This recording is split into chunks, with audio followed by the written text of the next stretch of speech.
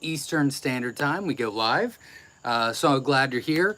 I'm just going to assume everyone can hear me unless I see that you can't. But we haven't had any audio issues for quite some time, so I think I might just skip that part. I do have a couple of announcements and then we'll get into it.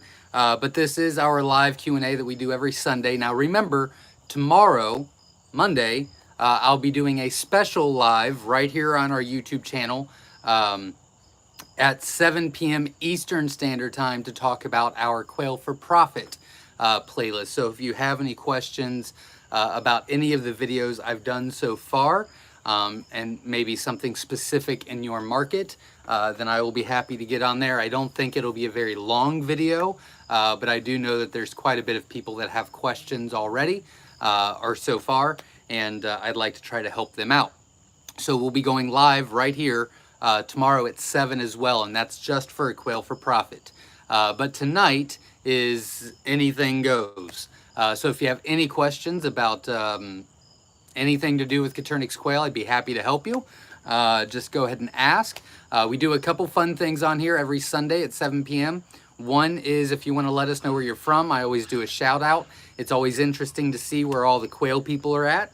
And then number two is if you've hatched eggs from us this week, feel free to let me know what that is. I will write it down and update our records. We're sitting at a 75.2% hatch rate on shipped eggs for the year, so I'm pretty happy about that because the next 2 months typically it rises because the weather's so nice for shipping. So that's wonderful as well. Let's see here. I'm gonna mark that off and that off. All right. Next up, talking about the Quail for Profit. So I think I've posted 4 videos so far on the Quail for Profit playlist. And it seems to be going very well. It seems like a lot of people are benefiting from it, so that's great. Again, I'll be live tomorrow just to talk about that. But I did start a Quail for Profit Facebook page, and it's called, Quail for Profit, because I'm very original. So it's Quail for Profit. You're more than welcome to join. And that is more of a ask questions, get feedback, find out what other people are doing in their area, and kind of a team atmosphere kind of thing. So hopefully you can join that if you're interested in Quail for Profit, and we can grow a small community in that way. So check that out as well. Again, that's on Facebook, and it's called Quail for Profit. It is a Facebook group. This next coming week, I have a ton of information to share with everybody. So I will be posting almost every day on YouTube. We've got a ton of videos that we need to get out. Excuse me. So that's pretty exciting. But I've got, there's at least 4 things that I wanted to share, plus our regular Tuesdays, plus our regular Thursdays, plus our regular Saturdays. So I'll be posting pretty much every day, and I'll be going live Monday and then next Sunday as well. So hopefully you'll check those out. Some are very educational, some are very informative, and some are just for fun. So hopefully you can check those out. If you like the channel, if it seems like it helps you or enthuses you or inspires you in any which way, if you could be so kind to subscribe to the channel and hit the icon. There's a bell icon. You can hit that, hit all, and it'll give you notifications every time I go live or post videos. So that would be wonderful as well. And of course, if you could be so kind to hit the like button and support our channel now. We are growing exponentially on our YouTube channel. I looked at the numbers right before I came on. We've gained 597 subscribers in the past 28 days. So that's fantastic. If we can get 3 more, we'd be hitting 600. So that's awesome. So if you haven't subscribed, subscribe already. And all the stats are doing extremely well. And we are trying to give you good information and some fun along the way to help you on your journey. The 18 and under contest, we're going to be changing that up just a little bit next month. It's still the same deal, but I think we're going to be including some extra stuff. I'll be posting a video about it this week. I don't want to get into it right now, but we've got a lot of stuff coming out. As of right now, we're giving away 60 free eggs, Dale's Quail's brooder, and a Winola Ranch cage. And Whiskey Tango Farms is donating a feeder, a water, and a heat lamp to the actual brooder itself. We're going to be changing it a little bit, but they're still going to be getting all the equipment from Whiskey Tango Farms. They're going to still be getting the brooder from Dale's Quails. They'll still be getting the cage from Winola Ranch, and they'll still be getting eggs from us.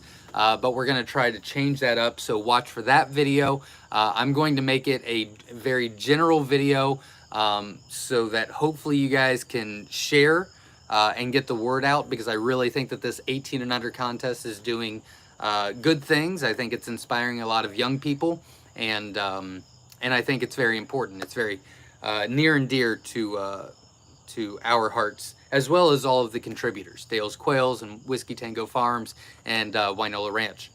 We did have donations last week. The donation button is at the bottom of the screen, or I don't know if it's at the bottom of your screen, but in the comments section, there's a little $sign. That $sign is either a super sticker or super chat, and it's pretty much just a donation to the channel. Those donations are going towards the 18 and under contest to do some extra stuff.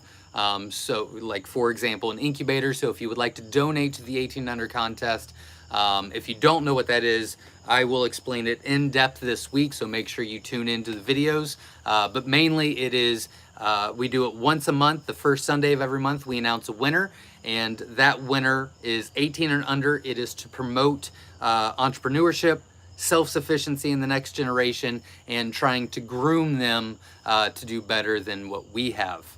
Long story short, so we need the next generation to do better. So that's what it encourages. If you know someone or you alone are under 18 and would like to join, you can email me at Zack, Z-A-C-K, at myshirefarm.com. And we will, you'll just put your name, your age, why you're looking for them, a little bit of background, and try to stand out a little bit. We get about 65 to 70 a month now, which is just fantastic. It's growing exponentially, so I thought that going forward, our 18 and under contest should probably grow as well. So that's what we'll be doing with that. The donation button I already talked about, and the like and subscribe. Of course, if you could be so kind, please like this video. I greatly appreciate it. I'm trying to get 130 likes per live, just because that's the goal that I made up. No specific rhyme or reason, but that makes me happy. Thanks to all of you that donated last week. But if you could, like the channel, subscribe to the page, and we're going to have a lot of fun in the next couple of weeks with a ton of videos coming out. So I'm very excited about that. Again, if you have any questions about Coturnix quail, go ahead and ask in the comments. It could be about housing, colors, breeding, quail for profit, whatever the case may be. And we will try our very best with our small little fun community here to help you on your journey. I think that is all. At least that's all I had written down. Except for I got something in the mail this week. Got it from Amazon. And Ed Got Bait texted me and said, I sent you something, and don't open it until Sunday, until the live on Sunday. And I said, okay. He's like, it's not anything bad. I said, okay. Well, I took my family out to eat the day that it arrived, and the Amazon driver called me and said that they couldn't drop off because our geese were chasing him. And I said, the geese are fine. They're all talk. They're not going to hurt you. You can just leave it on the top of the car. It's not a big deal. I'll get it. I'll be home shortly. Well, I don't know where he left it, but I found it like a day later. So he had it he put it in the workshop is what he did, because George brought it to me. So I thought that was kind of funny. So I opened it. He said I could, and I'll show you guys.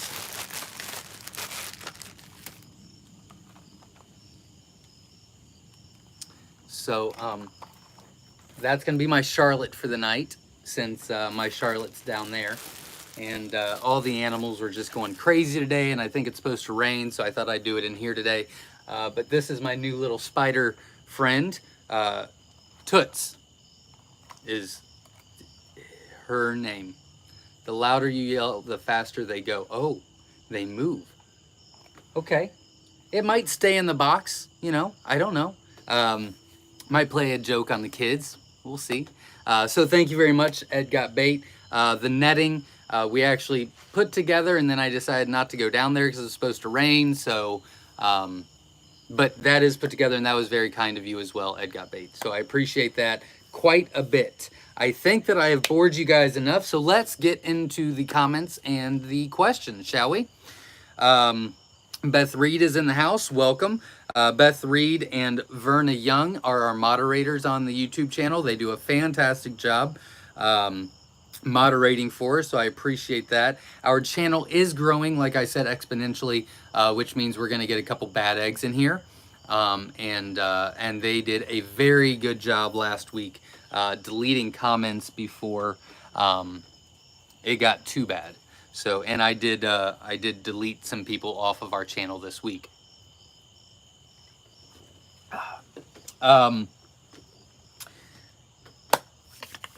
There was something else I was going to say, but I forget. So I guess we'll just move on, and then I'll remember and stop. But Beth Reed is in the house. Again, I posted when I started the video, and I said, make sure you support the channel by hitting the like button. I greatly appreciate it. Jake is in the house. I have a question with the balance issues. She's one of his hens has balance issues. She's isolated, so she doesn't get trampled to death. Anything I can do for her? Well, Jake, it could be a couple different things, but if you're still on, if you could let me know how old, and if this has always been an issue or just recently, and that will pretty much narrow down the 4 different options that we have, and then I could give you better information. I could give you every one, but if you could just let me know how old, and if it's always been this way or just recently, we could break that down and find out for you. So I will wait for your feedback on that. Susan Tippett's in the house, says, hi all, welcome. Verna is obviously in the house. Evening all, will be back in a moment, getting some tea, there you go. Not talking to me. Susan says, we'll be in and out since it is chore time here, but listening in the background. Well, thank you very much for showing up and supporting the channel. I greatly appreciate it. S.O. Swanson's in the house, says, hi, hey everyone, greetings from Memphis. Time for some more knowledge, I hope so. The past 2 weeks have been fantastic YouTube videos. We've really had a lot of fun, a lot of great, unique questions. So I'm very happy about that. Usually we do a couple giveaways. I wasn't planning on it, but let's go ahead and do 2 30 counts. I'm kind of low on eggs this week. So Beth, if you want to pick a winner at the 8-hour mark, or at the 8 p.m. mark, Eastern, the 1 hour mark. At the 1 hour mark, if you want to let us know who has the most intriguing question. Verna, if you want to do it at the end of the video or at the 2 hour mark, whatever the case may be. And then we'll pick 2 30 count winners this week. So make sure that we know that you're here, and make sure that you ask your intriguing questions, because if you have a question, most likely a lot of people have the same question. So we'll do 2 giveaways tonight. Not talking to me. Not talking to me. Susan says, anyone else canning like mad right now? I am up to my eyeballs with apples. I am considering canning some quail to try. My wife actually mentioned canning some quail this week as well. So very interesting you said that. So if we do it, we'll be doing a video on it, obviously. But we might just try it out for the first time, get some feedback and some information on it, and then do a video later on as well. But yeah, that's kind of been put on the to-do list this week, or put on the to-do list. I don't know if we'll do it this week. Verna says, back, hello to everyone that came in while I was getting some tea. Welcome. Psycho Ward is in the house saying hi from Vegas. Welcome, glad you're here. Verna says, over half of my growfies have hatched already. LOL, that's great, because you still have a little bit of time left, so that's wonderful to hear. Bill is in the house from Byron, California. Welcome. Jesse Mills is in the house. Good evening, everyone from Iowa. Welcome. Ro S is in the house. Greetings to all. Happy Canadian Thanksgiving. Happy Canadian Thanksgiving to you. Which is not talking to me. Not talking to me. Carrie Coward is in the house. Hey, everyone from Southwest Missouri. If you're in the path of the storms tonight, be safe. Prayers for everyone. Absolutely. I did see a little bit of that earlier on. So everybody that's in the path of that, please be safe. And Carrie, I did not forget about you. We had some difficulties this week pulling up that email, but we do have it, so I just got to go through it now. But you are still on my to-do list, I promise. Plus, where I was supposed to go to Louisiana, he did not call, and so I'm not going this week.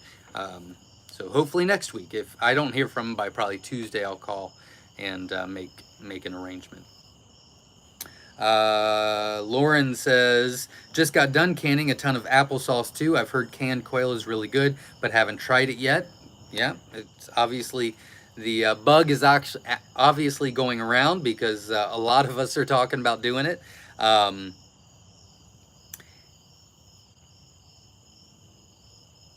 I can tell you that this week we will be making a statement. I have really tried to separate personal with business.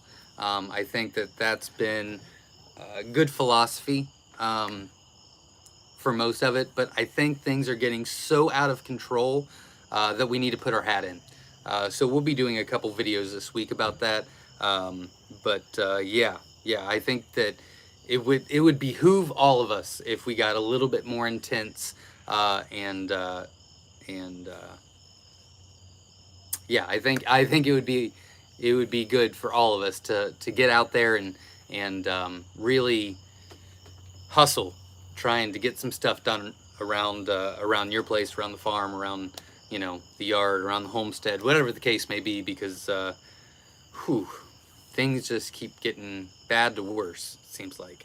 Katrina's in the house. Hi, everyone from Gilroy, California. Welcome. Glad you're here. I saw that you made your first couple of sells this week on Facebook. You didn't sell on Facebook. I saw that you took them to a volleyball tournament, but that is a huge accomplishment. So congratulations and best of luck to you in the future. Let's see. Verna says, I have some in the works. I have to edit before posting. I understand that. Verna's doing some videos as well. Canning quail bone broth is good too. We have done that before. Bill from Urick, Missouri is in the house. Welcome. Mike is in the house. Mike with MCH Heartland in Yoder, Colorado. Welcome. Glad you're here. My son is home from his grandma's. I can see. Janice is in the house. Hey, all. Witch Doctor's in the house. We've got 90 jumbo eggs in the incubator. Very exciting. Let me know how that goes. And best of luck to you.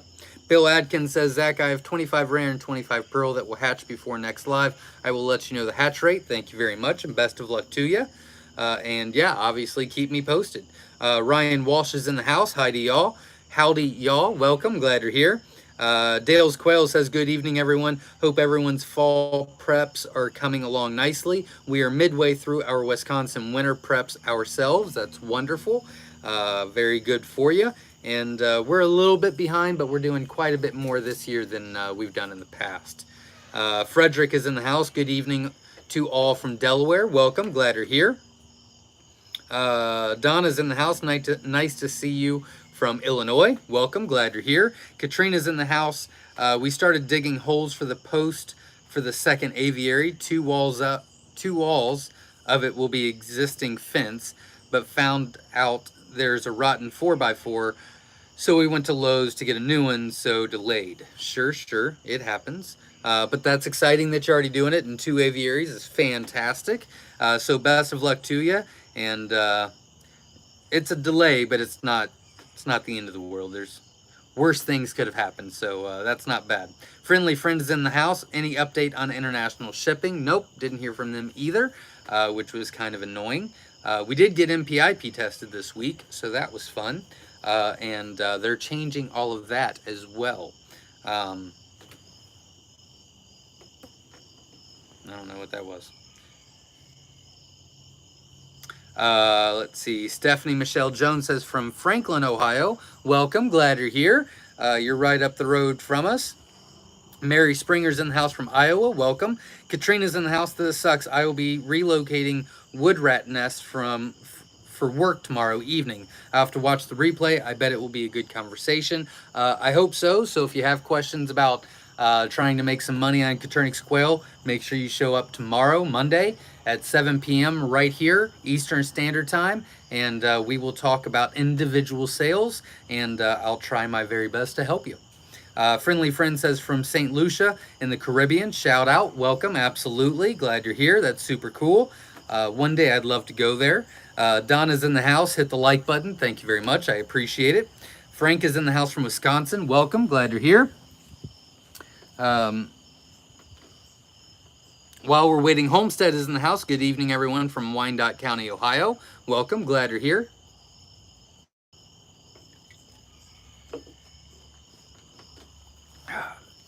Let's see, Winter Taylor's in the house, hey all, welcome. Moon Outdoors is in the house. Glad to see you. Joy's in the house from Western Oregon. Welcome. Ryan Walsh is in the house from Collins, Colorado. Can quail be combined, make a blue egg with speckles? Is that even possible? Yeah, it is. It is possible. I mean, you have to use the CE gene. You have to use the celadon gene. But yeah, it's possible. Well, wow, that fly is ticking me off. You're not going to get the markings like you would on a regular egg for a celadon, but you'll get dots and speckles everywhere. You could do that. PJ's Family Farm is in the house. Hi, all from New York. My jumbos are all in the incubator, so excited. Thanks, Zach. Not a problem. Best of luck to you, and make sure you keep me posted. Whether it's on here, or you can feel free to text me. My number is 937-760-7282. But Verna put it in the comments as well, so I appreciate that. Yeah, if you can't make it to the live and you need to give me the update, or if you just have a question, you're more than welcome to text or email me, which is zach@myshirefarm.com. But I am sure Verna is typing as we speak right now to put it back in the comments.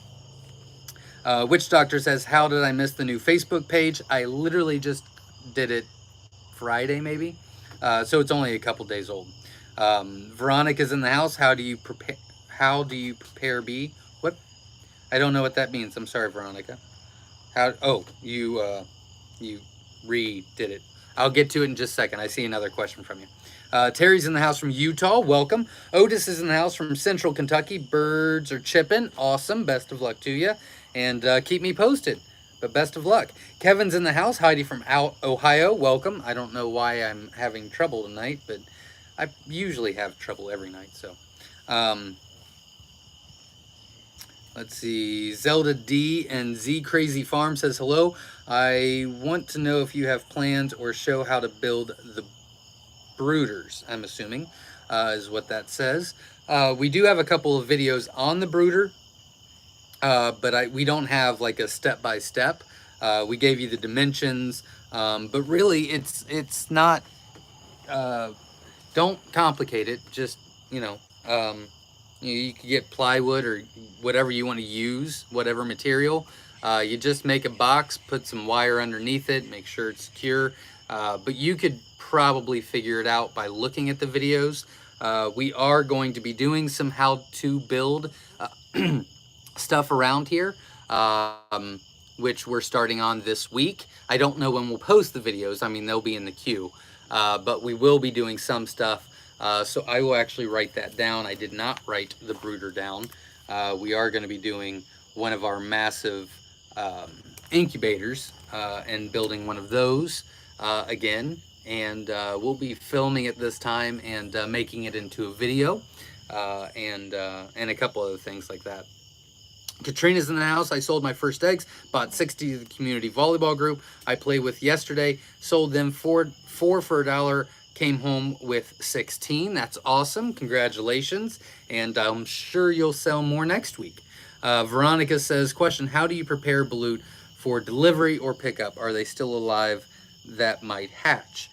I don't know what that means, but yeah, you take them out of the incubator candle and then take it straight to them. You don't leave them sitting on the counter. You don't put them in the fridge. You I mean, as soon as you candle, you take them, or you schedule a time for them to pick up, and you candle right before that. But usually it's day 12, so there's no chance of them hatching.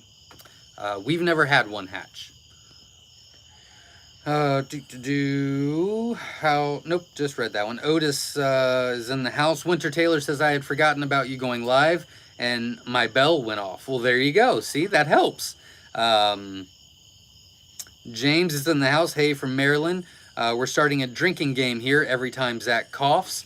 Yeah, I had something in my throat, but I think it's gone now. So I don't think you'll get too drunk tonight. Frank is in the house. Great playlist for Saturday. Looking for Monday. Looking forward to Monday. Awesome. Bring your questions. I'll be happy to help you individually. I'm not expecting for it to be too long, but it is, you know, it's going to be, I'm not expecting a ton of people to show up. But the people that do show up, I will be happy to help.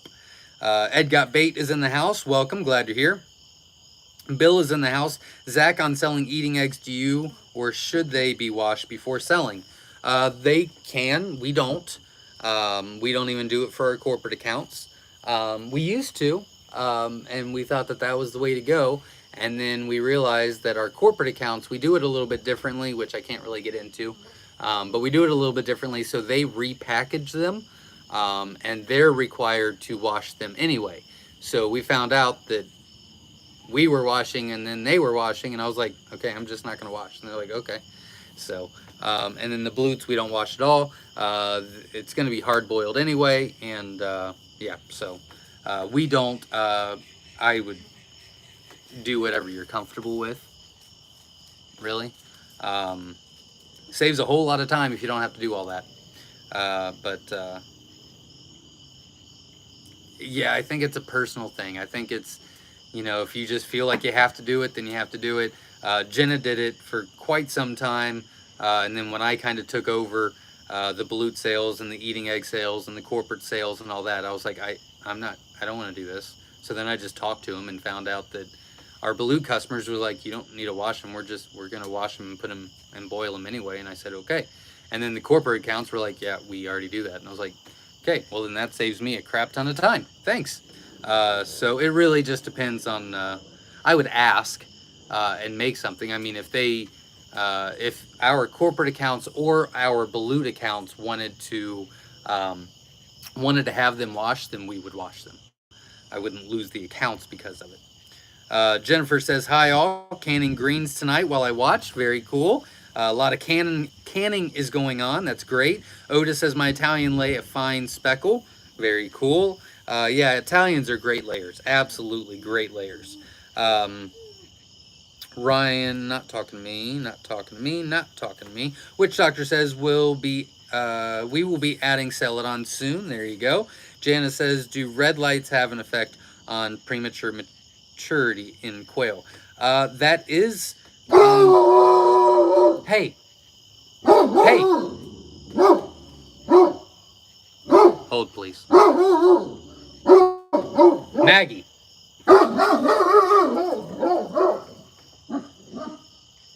It's your sister, retard. Whew, that dog is on my nerves today. Whew.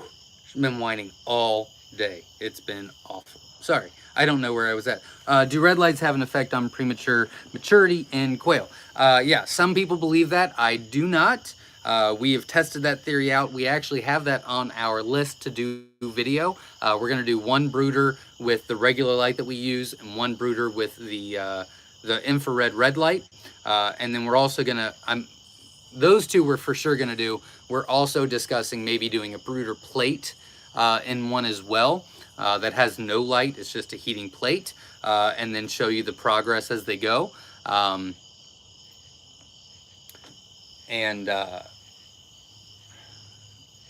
man, that dog needs to go somewhere else tonight.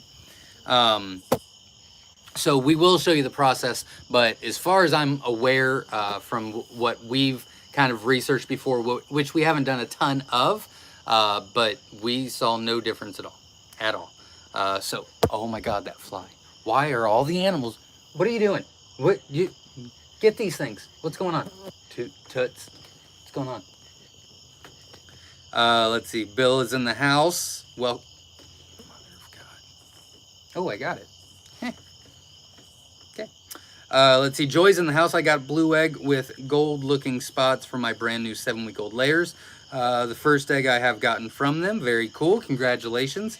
I know that a lot of people really envy that, so that's wonderful, and I wish you the best of luck. Frank is in the house from Canton, Ohio. Twin Oaks Farms. Welcome. Glad you're here. Veronica says, do you leave barn lights on quail 24/7? No, we do not. It's a good question. We do. We have timers on them, and they start at 5 a.m. and they go until 11 p.m. So however many hours is that? I don't know. That's what, 6, so 18. So we do 18 hours is what we do. And we recommend anywhere from 16 to 18. If you do 24 hours a day, you might get a little bit more production for a short amount of time, but you're going to shorten their lifespan quite a bit because there's no break. So we do 18. I mean, we want full production, but we don't want to do the 24/7. So we do 16 to 18 hours, which a lot of people do the 24/7, which is fine. But that's just the drawback of doing that, is they're gonna die much younger than what they could. And it was a very good question. Roes, do quail spit? Yes, they do. Sometimes I think I'm getting spit on, but I can't identify the culprit. Yeah, they spit all the time. There's a Rosetta that hates me, and I mean loathes my very existence.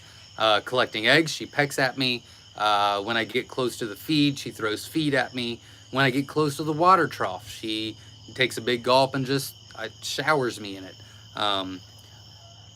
If she wasn't the most gorgeous Rosetta that I have, and if she wasn't like 11.7 ounces, she would not be in the breeding program anymore. But she gets a pass, and she's not mean to anyone else. She just hates me. She's very protective, I think. So I think she's like their guard dog. But yeah, they spit. Whiskey Tango Farms is in the house. Hi guys, listening from work. Not sure if Brandon is already on with our account or not, but just stopping by to say hi real quick. Well, welcome Kristen. I did get your stuff in the mail. Like I mentioned before, we do an 18 and under contest once a month, and they are going to be contributing as well. So there's a contestant that will win every month. The first Sunday of every month, I announce the winner on our YouTube live video, just like we're on right now.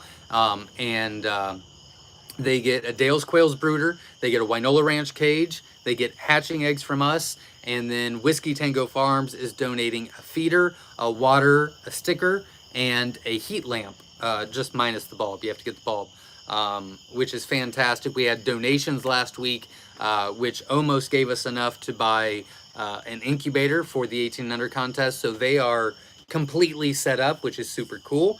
And then if we do get any donations for the rest of the month, and it more than pays for the incubator, then we are going to be sending them a gift card as well to help out that family.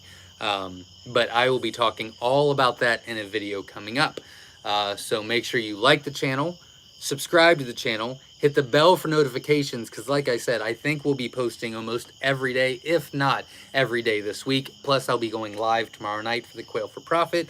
And if you could be so kind, we are spending quite a bit of time to try to help and encourage and educate and enthuse you to become more self-sufficient, and to help you with Coturnix quail and become self-sufficient in quail as well. So if you could just be kind enough to hit the like button, I would greatly appreciate it. Let's see. Jana says that thing is adorable. Yeah, I thought it was pretty cute. Toots from Ed Got Bait. I thought it was funny. I laughed. I LOL'd, as my kids say. Let's see. Joshua says, if I have a silver male over Egyptian hen, will it produce sexling? No. Hens are silver, males are Egyptian. Well, you do need male Egyptians. You need male roos to produce sexling, but you can't do it with silvers. You have to do the opposite of what that is. So for example, the Egyptian is the red head of the pharaoh.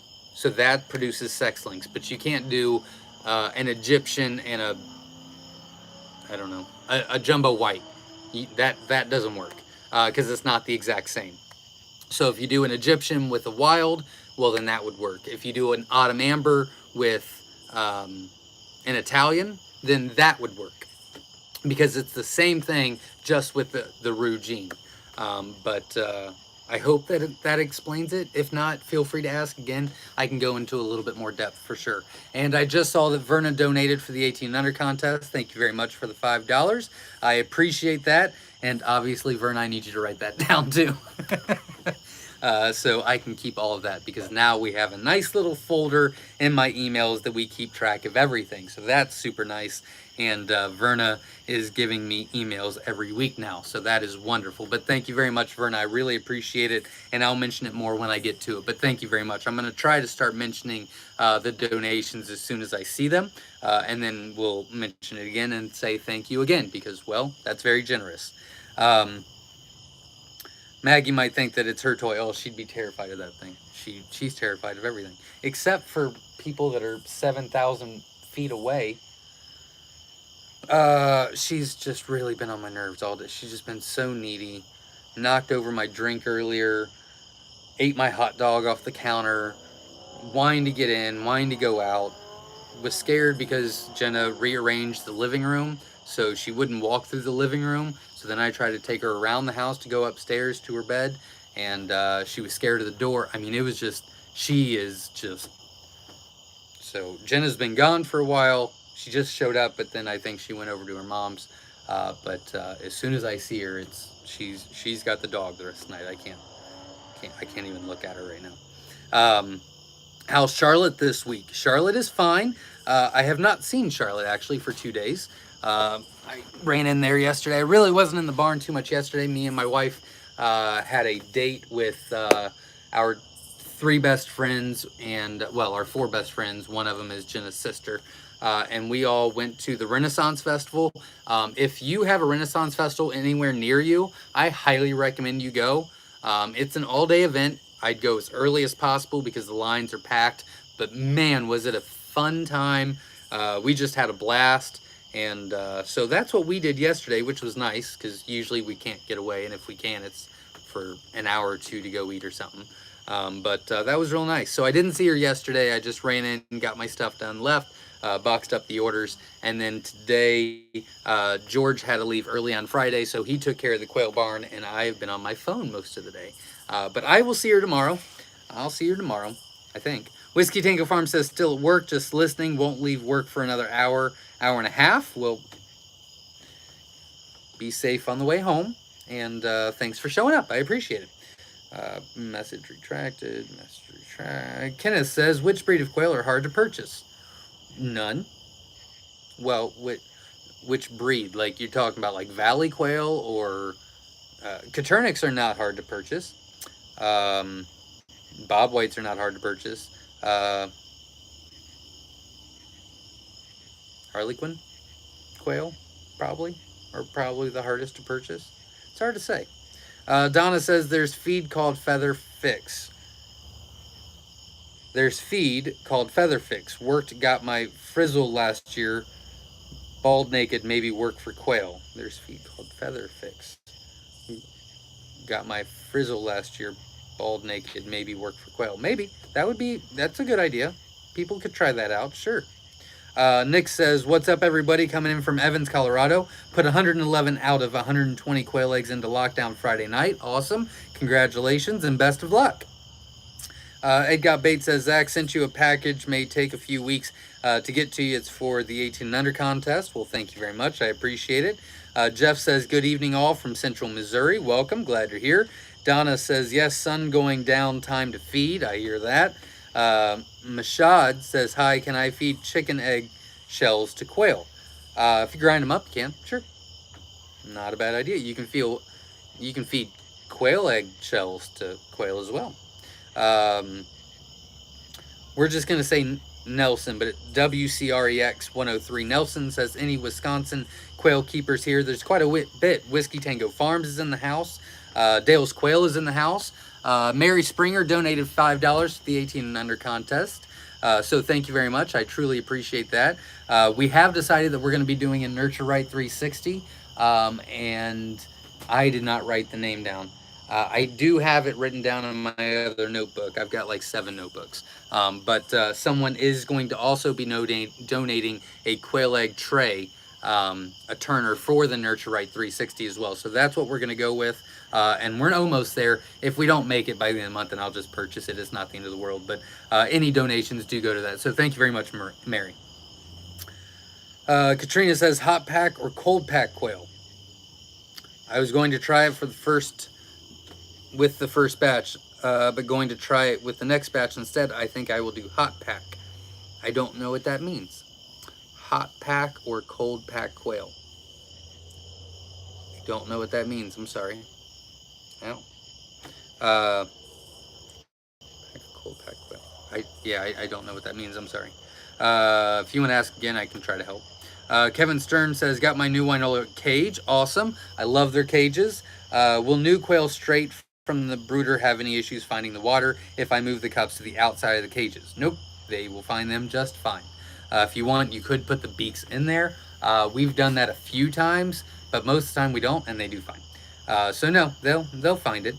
Witch Doctor says, hi, Zach. I didn't mean to leave you out. Not a problem. Welcome. Glad you're here. James says, in line with the whole reach out to the 18 and under, could we consider organizing some kind of formal, informal coordination with local 4-H, FFA groups to get the word out about quail, not just chickens? Sure, absolutely. Whatever you would like to do. I think that'd be fantastic. Yeah, I think that'd be fantastic. Mary says, what can I do to reduce poop size? I'm having issues on the hatching time cages with my jumbo wilds. I have heard that quite a bit. I do not have the hatching time cages, so I can't really tell you about that. Typically, the poop size has to do with a lot of stuff, but mainly it's a high protein as well. So you might want to check that out. For the layers, I recommend a 15 to 18. You could go up to 20 if you want, but 15 to 18 would be fine for protein. It's going to be much smaller poop and much easier to clean and go through the cage and things like that, the wiring and all that. But I've heard that quite a bit. Again, I don't have personal experience with it, so I can't really speak on it. But that has been a concern that I've heard probably 15 to 20 times. Jake says, she was born June 23rd. Okay, this was the dizziness balance issue. She was born June 23rd. It was just recent with balance. She has gotten better, but I'm afraid her healing has reached a plateau. No others in the cage with issues. Apologizing for asking twice. Nope, not a problem. Okay, so June 23rd, and it's October, and it just started happening. I would say it's probably neurological, most likely. I would say I would put money on it that it's neurological. I would assume that she got spooked, whether when the lights came on or something. Jeff Sapp, thank you very much. Kids are our future. Glad you are helping get them started. Well, thank you very much. I appreciate that. That will go straight to it. Verna, you are keeping notes, right? Because we don't want to go through all the YouTube lives again like last time. But you did last week. I'm assuming you are. If you're not, just let me know and I'll start writing them down or something. But I do believe you're doing it. I don't remember. Okay, so June 23rd. So most likely she hit her head at the top of the cage because she got spooked, whether when the lights came on or you were collecting eggs or maybe a predator was trying to get to her or something like that. Most likely she hit her head. And usually that is not fixable. Sometimes they'll get a little bit better within another week or two, but it's not fully, it'll never be the same again. That's most likely the cause. If it was from hatch, it would be completely something different. If it was after about a week, then it would be something different. So there's different things that it could be. Thank you very much, Verna. It's different things that it could be, but with how old it is and it just starting and none of the others having issues, it's for sure she hit her head. Sorry, there's really not much more you can do. Usually they're not that productive either after this. So I hate to tell you that. I'm sorry. Hate to be the bearer of bad news. I apologize.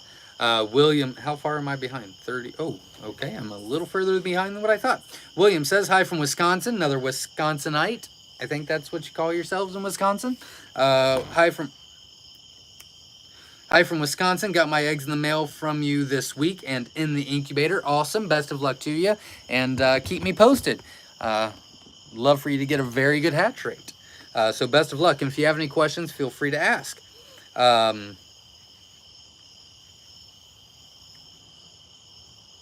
Let's see. Terry Yvonne Story says quails are red tip tails farm. Quails and red tip quail farm. Yvonne here. Hey Zach. Hope you had a good week. I got a question for you. We have one jumbo wild that keeps laying a soft spot shell egg. What should we do? Well, that is almost always due to a calcium deficiency. Very limited amount. It is due to a fiber issue. Usually it's not fiber, but we have seen that before. It's almost always a calcium deficiency, which doesn't mean that your feed is bad, because if it's only one, it's not the feed. They're not getting enough of the feed, or they're like going last and it's like the last, last of feed in there kind of thing. You could, you could give them supplements. Well, there's a couple different things you could do. So long story short is she needs a little bit more supplement than the rest, or she needs to eat first. So what you could do is have a separate feeder on the side of your cage, and have two different spots eating, so that she would have more of a chance to get that. You could separate her for about 2 weeks, give her feed on her own, make sure that she is capable of laying the hard eggs. We've had one or two that's never been able to lay a hard egg. So we did some research on them and they just never did, even alone. So you could check that out if she does. Typically, if you can get her to start laying hard eggs, know where the feeder is, you can put her back in, and then it won't be an issue either. So that would be another option. Very good question. Very good question. Manuel says, hey, Zach, I ordered 25 pearl eggs and got 16 out of 30. None came broken. I got Pansy Fee, Growlfee, and Italian, Snowy, and 12 pearls. Very cool. Congratulations, and best of luck to you. Chad says, hey, y'all. Sporty weather here tonight. Hopefully I'm not gathering loose quail later. I hear that. Oh, because of the weather. Yeah, absolutely. Well, best of luck to you and stay safe. Terry Yvonne Story from Alabama is in the house. Welcome. Winter says, I agree. Winter is coming, and before it's all said and done, there are going to be a lot of people having to homestead. Absolutely. Yeah, it's.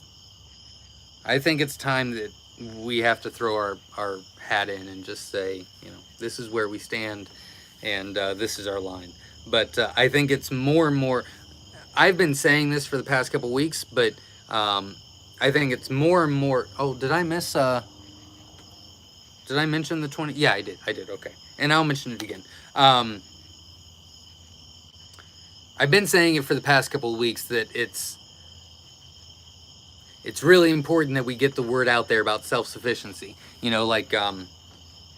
Slightly Rednecked, I took all of his rabbit videos with his permission and put a playlist on our YouTube channel just so people that were watching us and not watching him could see how they could be self-sufficient in rabbitry as well. Again, we're going to be doing a lot more videos to help you on other aspects of self-sufficiency too. But I've been saying that for a couple weeks now, and I'm really getting intense about it around here. We're starting to get a sense of urgency about it around here, and this week seems to hit. There's just certain things that are just okay. Yep. So here's the line, and people are crossing it, and the nation is it. Yeah, everybody needs to do it. Like, just do it. If you don't need it, at least you learn cool skills, and now you're self-sufficient. But it's better to do it and not have to than need to do it, not know how, and you have to. So yeah, I really think that it is all of our jobs to really spread the word about simple things that they can just, you know, start growing confidence in. It's all a mindset, you know. Once you start getting the confidence, then it just goes, you know, it's just a, you know, it just goes so much better. So yeah, I just think that it's all of our jobs to get out there and really spread how great it feels raising our own stuff, and you know, having our own eggs and meat, having a little garden instead of a backyard, or whatever the case may be. But I think it's very important. Witch Doctor says, I'll let you know our hatch rate soon. We are on day 10. Awesome. Best of luck to you. And yeah, absolutely. Keep me posted.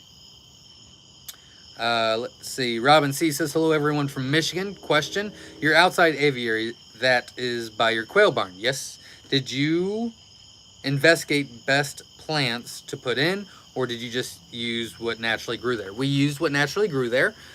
We are going to be redoing the aviary next year to make it more predator proof, so it won't be as pretty, but it'll be better. And we're going to be putting a lot of stuff in there, and Jenna's already got some things that she is wanting to plant. So she wanted to plant them this year, and I said, why would you plant them when nothing's going to be in there? And so she got sidetracked on some other project, and I said, whew.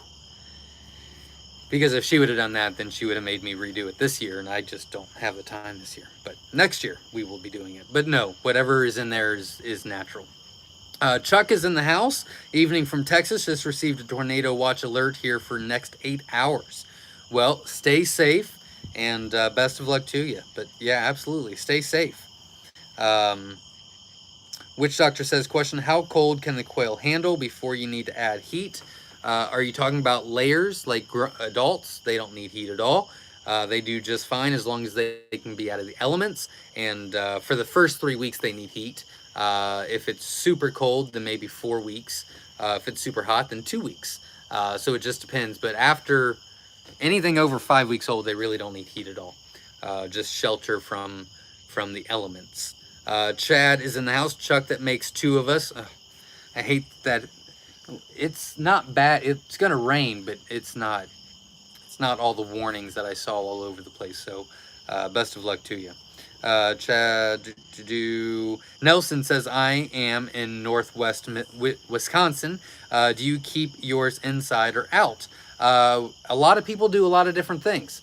Slightly Redneck has a hutch outside. We keep ours in our quail barn because we're more of a business than a self-sufficient homestead as far as that area goes. I know that Tanya Long, she's on here sometime. She's also on Backyard Chicken. She has an aviary of them, and Verna has them in the apartment. I mean, it can be all kinds of stuff. So whatever suits you. Leechamil, I hope I said that correctly. If I didn't, I'm sorry. You're more than welcome to correct me. I have no problem with that. Howdy, Michael from California here. My first eggs from you are about to go into lockdown tomorrow. So excited. Awesome. Best of luck, and keep me posted. Absolutely. That's great. Congratulations. Hennessy, I hope I said that correct. I might be butchering all this stuff. If not, please correct me so I don't keep doing it wrong. How long can eggs be kept before hatching, and best temp to store before hatching? Very good question. Room temperature, you can set them on your counter inside your kitchen or living room or anything like that. If you have like a little shed that they're in or something like that, for most of the year, you can just set them in there. Winter, I would probably bring them inside just to be safe. But room temperature is fine. They can typically go down lower, technically, but a nice rule of thumb to keep them. Just generally, it can go lower, it can go higher. I'm just saying a nice rule of thumb is 50 to 80. So obviously the eggs can go up all the way to 98 degrees and they'll be okay because they don't start incubating. But that 50 to 80 seems to be a really good sweet spot. But yeah, let's see. Usually, really, as long as they don't freeze, right? And as long as they don't start incubating on the counter, which is 99.5 degrees, then they do fine. But that 50 to 80 seems to get a much better hatch rate, it seems like. And a lot of people have different opinions. I say 7. I think 7 days.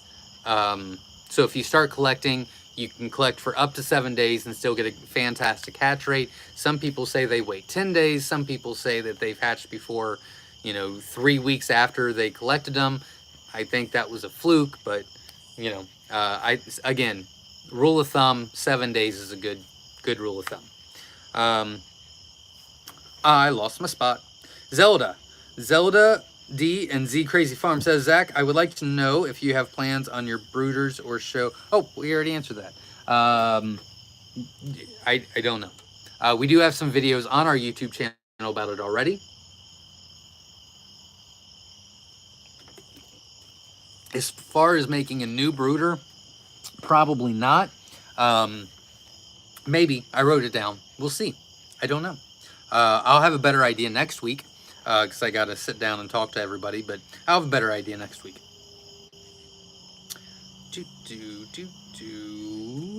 Victoria Mark says, I canned some quail last month. Very cool. They look and smell wonderful. The meat fell off the bone. You can fit 4 whole birds in a quart.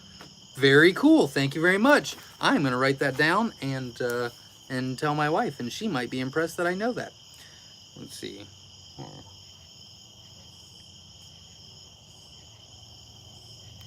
Cool. Thanks for sharing. I appreciate it.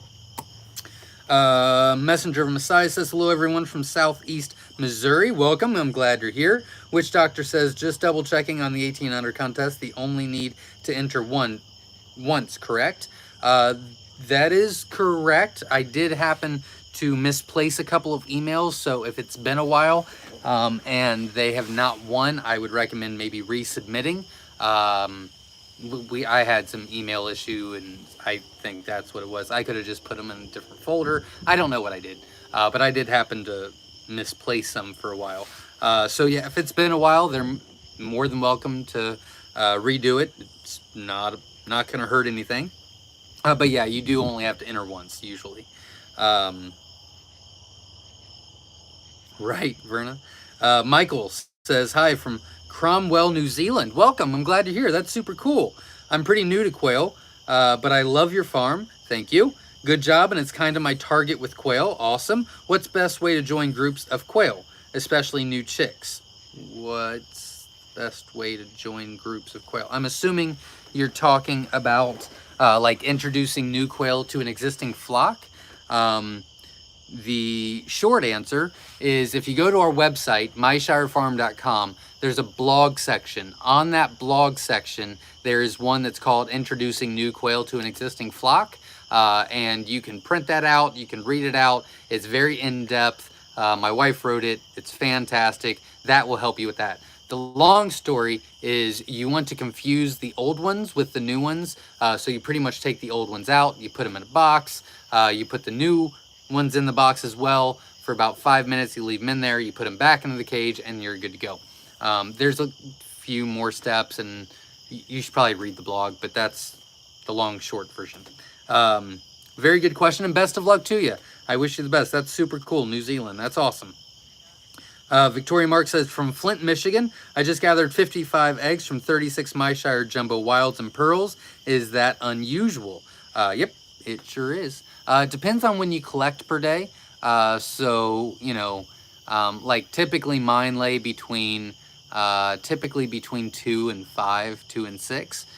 So if I collect at, I don't know, let's say if I collect at 1 on Monday, and then I collect, Wednesday at 3, well, that's like double the eggs, because they laid after I collected on Monday, then they laid on Tuesday, or triple the eggs, because then they laid on Wednesday. Anyways, that was a bad analogy, but yeah. It kind of depends on when you collect, but yeah, that's abnormal. They can lay 2 eggs a day, and some of them lay 2 eggs a day their entire lifespan, but unusual, unlikely, but it is happened. Leo Wolf is in the house. Hello, Zach from Texas. Welcome. I'm glad you're here. Animal333 says, hello, people. Welcome. Glad you're here. Robin C says, Zach, have you gotten your rabbits? Nope. Are you getting your buck and does from George? That is the plan. Dale's Quails donated $10. Knowledge is wasted if not shared. Let's set the kids up for success and give them... I lost it. I'm so sorry. But yeah, it was for the 1800 contest. I will read it when I get to it. Thank you very much for the $10 donation. Again, that is going to the 18 and under contest, so thank you very much. I will keep everybody posted when I announce the winner of every month. I'll announce how much was donated, how much we spent, what's either going to the next one, you know, the next contest, or how much of a gift card we're giving. I'll show you the receipt. So, but yeah, all of this is going straight to the 18 and under contest. I forget what I was talking about. Oh, the rabbits. Yeah. Yeah, most likely I'll get them from George, the ones that he doesn't want or something. He raises a lot of them for show as well. So like if there's, you know, a black dot on the ear, then he doesn't want them. And they're still fine. I don't really care about all that. So yeah, I'll probably just start with him. We won't do it until next year. I've got kind of an idea of how I want to set it up, and it's almost winter, so I think we'll just, you know, I mean, if something happens, George is here already. We've got plenty of rabbits. I'd like to raise some for myself, but yeah, we'll get them from George. Whatever he doesn't want. Autumn Weem says, did you ever figure out what happened to the explanation of colors? Nope, have no idea. Can't find it. It's not on there. It's not private. It's not public. It's nowhere to be found. I have no idea what happened. No idea. No clue. Super annoying. So yeah. And then I looked and I thought, well, maybe that was one of the videos that we did on the computer, but it's not on there either. So usually when I do videos, I do it on my phone. I download it to YouTube, post it everywhere, and then I just delete it off my phone because of the space, right? And I can't. We can download them to the computer and everything, but our internet, I don't think you understand how bad the internet is here. It is the worst in the history of worst. Like, I can't comprehend it. So we try not to use the internet as much as we can. Other than, you know, my phone works perfect, but you know, the desktop and all that is just awful, absolutely awful.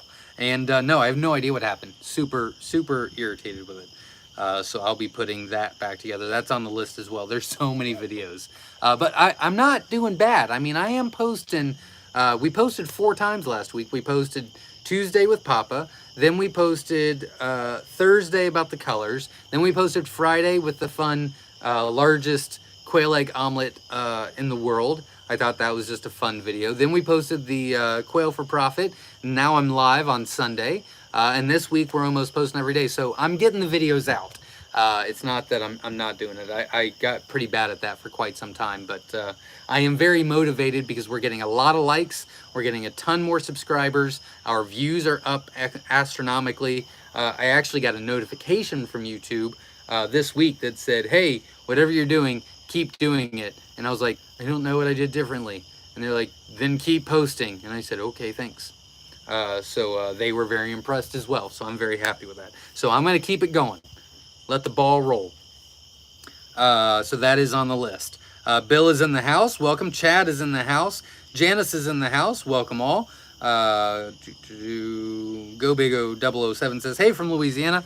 I binged your All About the Color videos and great information. Well, thank you very much. Absolutely loved. Well, thank you. I'm glad that it helped. Maybe explain what happens when you breed the males with the females from each of your products. When you breed the males with the females. Maybe explain what happens when you breed the males with the females. I don't know what that means. I'm sorry. I mean, I do tell you the hatch true percentage. So if you order those, then they'll hatch out the hatch true percentage. And then if you put those together, then that's still going to be your hatch true percentage. It might increase a little bit, but that, unless that's not what you mean, I'm sorry. It's really been a long weekend. So if that's not what you mean, then feel free to ask again, and I will be happy to help. And then, let's see, Terry Cook.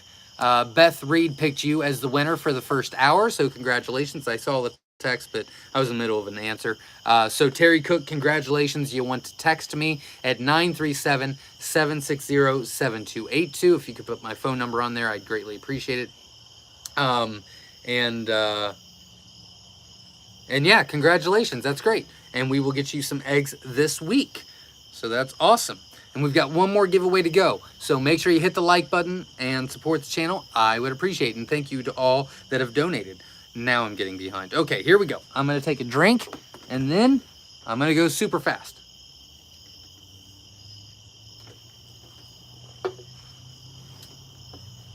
Okay, here we go. Chuck says, I wonder when they eat the blutes if they use salt, dip in something, anyone know? They do use salt, and sometimes they do kind of like a chip dip kind of thing. But I think that that's just a few of them. Most of them just salt and pepper. Kevin Stern says, do blue celadon eggs seem to create any more demand over regular or jumbo when selling eating eggs? When selling eating eggs? No. No. Here's the thing. I don't know why you would sell celadon eating eggs. That doesn't make sense to me. I mean, you can. I just wouldn't do it. I guess you could if you wanted to. It also depends on what you offer. We don't offer jumbo eating eggs at all. Even to our corporate accounts, we don't offer them to the balutes. The jumbos are strictly for hatching. Hatching, you know, sending you hatching eggs, or hatching them ourselves and selling the birds, or hatching them ourselves and keeping them as breeders. But all jumbos go to that. But that doesn't have to be the case. I mean, you can sell eating eggs as jumbos. That's probably a smart idea. We just don't do it. But I wouldn't think that you would get more money from celadon eating eggs than you would jumbos. And I don't think that you would be able to sell more dollar amount wise the celadons more than the stand. Like if you had standards and jumbos and had two different price points, then that would make sense. But I can't see a ton of people ordering celadon eating eggs for more of a price than standard egg size, because usually the celadon eggs are usually smaller than standard regular eggs. That's just a thought process. Hopefully I answer that. Robin C says, LOL, you just all my dogs barking. Oh, just got all my dogs barking. Yeah, that was when Maggie was going nuts. Trudy says, hello from Clinton, Arkansas. Welcome. I'm glad you're here. I know some will always make the same as to what the eggs were, but not everyone will know that. Oh, sure. I understand what you're saying. That makes sense. I like that idea. Okay. I see what you're saying. Chick to chick. Sure. I like that idea. I understand what you're saying now. I just was not comprehending it at all. Sorry. It was not you at all. It's been an extremely long week. You guys don't care what happened. Mary says, your dog has just freaked out my dog and sent my cat into hiding. Sorry. Yeah, she sounds like a ferocious beast, but she's not. But she sounds like it, and that's nice. You can watch your YouTube videos on how to cook them. Question, for how much is a jumbo quail going for in the supermarket, processed and clean? Every market is different. We went to Washington. I saw some there, and they were like $12 each, and I thought, wow. And then I think we stopped in, was it Arkansas? I think it was Arkansas that we stopped in. And one place had them in their grocery store, and they were $4 each. So huge difference. Two different brands, but huge difference.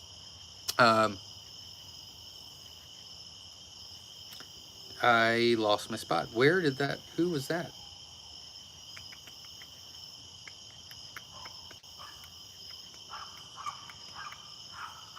I read that one. I do not remember reading this one. Okay. Katrina says, we bred 2 of our rabbit does, tortellini and meatball with our buck, Parmesan. That is awesome this weekend. Here's hoping for babies in about a month. Have you started yours yet? But for breeding season. I have not. We'll be starting next year. I didn't want to do it during the winter, but yeah. We probably would have started during the winter if George didn't live here and already have a ton of rabbits. I would have done it, but because he's already here, then yeah, I'm just gonna wait. But I love the names. I love tortellini, meatball, and parmesan. That is awesome. Love it. S.O. Swanson says, Zach, toots can help while still in the box. That's true. That's true. Keeping the eyes out. Haven't seen any spiders around. So so far, Toots is doing a great job. Katrina says, not talking to me. Ro S says, spiders eat flies. Right? I know. I haven't noticed the flies lately as well. You are doing a fantastic job. Good job. S. McKee says, my 5-week-old chicks had one lay an egg 2 days ago. That was the size of my little fingernail. It had a yolk in it. Very cool. That is normal. Typically, if they start laying too early, which is about 4.5 to 5 weeks, typically what will happen is they'll lay really small eggs, and then they're actually going to stop for you for a couple of weeks and then start again. It's just a, yeah, I mean, I wouldn't say that's normal or often, but it can happen. That's usually how it works. Cool, very cool. Ed Got Bait says Zach has a thing with inserts. They are always bugging him. Yeah. Yeah, I've been real irritable this weekend, so I apologize if that's coming off. I'm not irritated with anybody here. I just stuff. Mike says, do balloons need to be turned while incubating? Yeah. Yep. You would incubate them just like normal. Typically, some people don't even turn during incubation, like even hatching them out, they don't turn. We haven't done it before, like our turners have broke, and we've set some before our turners came in and just let it go. And the hatch rate was fine. The reason why you want to turn them is so that it evenly distributes everything, because sometimes, you know, obviously almost 100 degrees in there, if it's just laying on this side, then it usually doesn't develop all the way. And then, so yeah, you just want it to develop all the way, so that's why you'd be turning it as well. Yeah, that's a great question. Good question. Let's see, is there a particularly friendly breed, color, type? They're all pretty docile. The whites actually seem to be the most docile, but they're all in the same category. They're all fine. You'll get that jerk every once in a while, but not really. They're all okay. But yeah, the whites seemed like when we're weighing, so we weigh all of the breeders, even the non-jumbos, just to see where we're at. And the whites are definitely, like when it's white time to weigh, I go, yes. And it's when jumbo wild time to weigh, I go, no. They are the worst. They're fine, they're friendly. They just don't like the scale. Like they're don't like it. They have to do it though. But they're the largest, so they can get away with it. Jana says, I just bought an order of Rosettas. I'm excited to see if I have any ornery ones. There you go. Best of luck to you. Oh yeah, because of my massive, beautiful Rosetta that hates me. I'm still going to make her my friend. So she's a brand new breeder. She's only been in there for a couple of months. So by the end of this, me, her, and Charlotte, and Toots. Right. Let's see. And not talking to me. Not talking to, hey Mike, I'm in Louisiana. Oh, not talking to me. Do you power your quail building via solar power or just city power? It's a good question. We do have solar panels on the quail barn, but it feeds into the grid, so it's not off grid. It feeds into the grid, and then next year we are actually going to be doing not the whole house and definitely not the quail barn. Not doing that. That'd be way too much. But we are going to be putting our wells and a couple outlets for freezers and the fridge on off-grid solar paneling, which I'm pretty excited about. It's going to be a little expensive, but I think you get tax credits, plus I can write some of it off and stuff like that. So we'll see how that goes. But yeah, we do have solar panels, and I think there's like, I don't even know. I don't know, a lot. There's a lot. There's like 18 of them, I think. I think there's like 18. I could be wrong. There's a lot though. But it goes into the actual grid and then just moves the uh, numbers backwards every day. Good question. Cool. Animal 333 says some people around here are selling females for 15 bucks, males for $5. You think that's too much for the females? I think that's I if that's what your market is. I mean, I don't want to say no. I'd hate for you to if that's all right. So I'm going to give you my advice. That I'm going to tell you what I think, and you can do whatever you want. I think that's pretty high. Now, I don't know their feed bill. I don't know how much they're paying themselves. I don't know this, that, and the other. I don't know. So maybe that's spot on for your area. I don't know. We saw last week that some people were paying $27 a bag of feed. Well, if it's $27 a bag of feed, then $15 is pretty fine. I don't pay $27, so I charge $9. That pays for everything, plus pays me for my time, blah, blah, blah, right? So 15 seems high to me. However, like I said, I have a customer that sells blutes for 80 cents an egg. There's not a chance that, all of them would just laugh at me when I said, hey, feed prices went up, I got to charge 80 cents an egg. They go, okay, forget it. And I go, okay. Because there's just no way anyone around here would pay for that. So I would try to get it's a very good question, and pricing is always very tricky to talk about.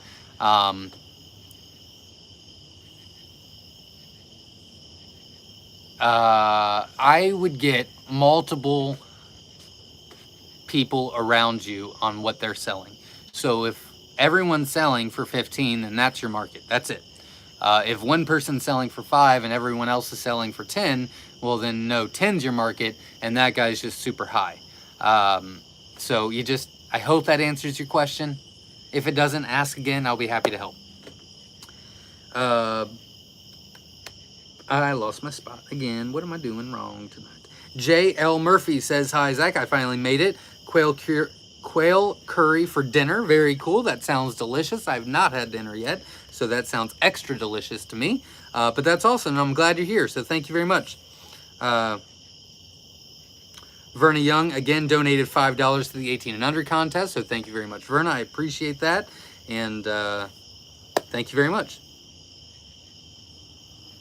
Why do they sell them for $5 at 5 weeks, even though they haven't reached their full weight?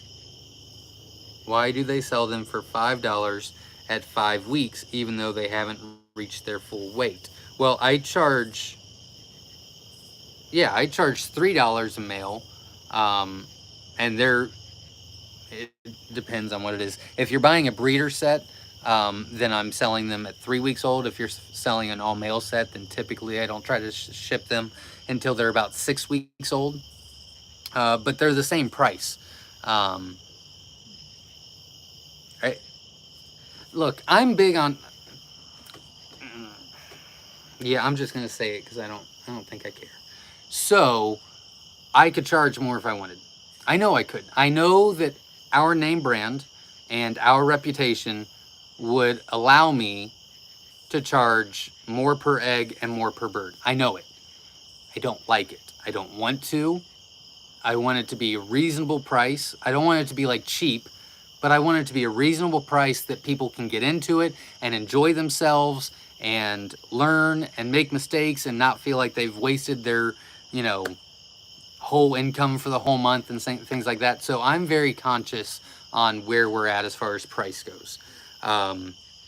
Again, I don't know the costs associated with the people that you're talking about. So maybe $5 for a 5-week-old is reasonable if you're paying. I know a guy that tried to make it in the business. He called and said, hey, I've noticed that no one sells organic. And I said, it's just not worth it, man. Like you won't be able to sell any. He's like, well, I'm going to do it. And I said, okay.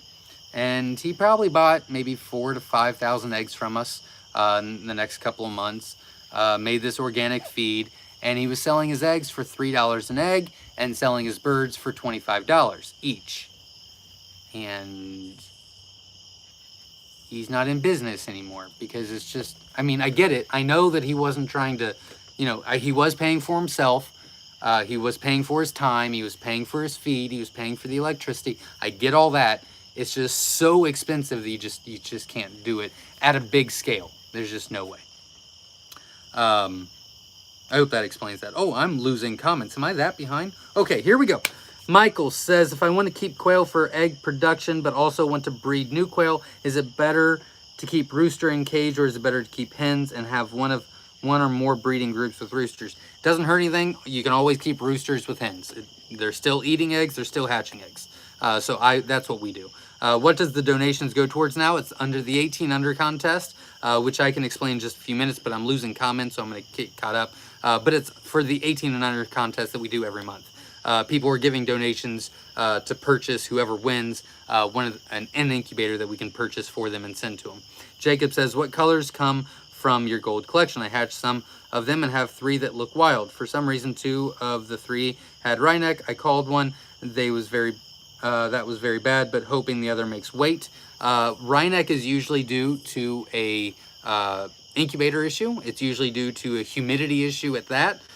It's because they stayed in, it's usually environmental, 9 times out of 10. So I would get a hydrometer and check your temperature, or check your incubator, and I would assume it's probably reading off a little bit, or you need to increase your humidity a little bit, as I would assume that they hatched out late, or on day 19 or 20. And that's when you typically, you don't see wryneck in day 16, 17, or not even on day 18 hatches. You see them when they hatch super late. So I would check that out for sure. Let's see. J.O. Murphy says, I need the same thing as the under 18. Wondering if y'all can do an over 60 giveaway too. We are talking about that, but that has not been confirmed yet. The growth after 5 to 6 weeks. Oh, not talking to me. Hit the button, people. Thank you very much. Hit the like button, support the channel. I'd appreciate it. Oh, we're almost at our goal. So thank you very much, everybody. I appreciate that. Charles says, I built a very large shelter for 80 quail. Males can't catch females, too much room. Yeah, that is always an issue. That's why we recommend 3 to 3.5 quail per square foot. Yeah, you give them too much room and they're not going to be very productive. And if they are productive as far as laying eggs, a lot of them aren't going to be fertile. So that's a good point to share. Absolutely. Robin C says, I just bought in a crock pot of rabbit stew to my work crew last Friday. They loved it. This Friday lunch will be a quail lunch. Hopefully this will help my sales. Awesome. Get the word out anyway. So hopefully people want to be more like you. That's awesome. Congratulations, Robin. That's cool. Joshua says, thanks for my answer. That answered my question. Good. I'm glad. I have a silver male over Egyptian hen producing beautiful birds, but was wondering how oh, okay. Yeah. I remember that question. Good. I'm glad I answered it. Question, how many is the most breeding pairs you can put in one big cage? I heard 5 breeding pairs is the max, 1 male to female, 5 females. That is not accurate. That's not true at all. We do way above that. We've done that for 15 years. Not 15 years. That's a lie. We've done it for probably 7 or 8. The big colony cages. So we do, our cages are 50 and, I don't remember, 12? No, 14. No, that doesn't sound right either.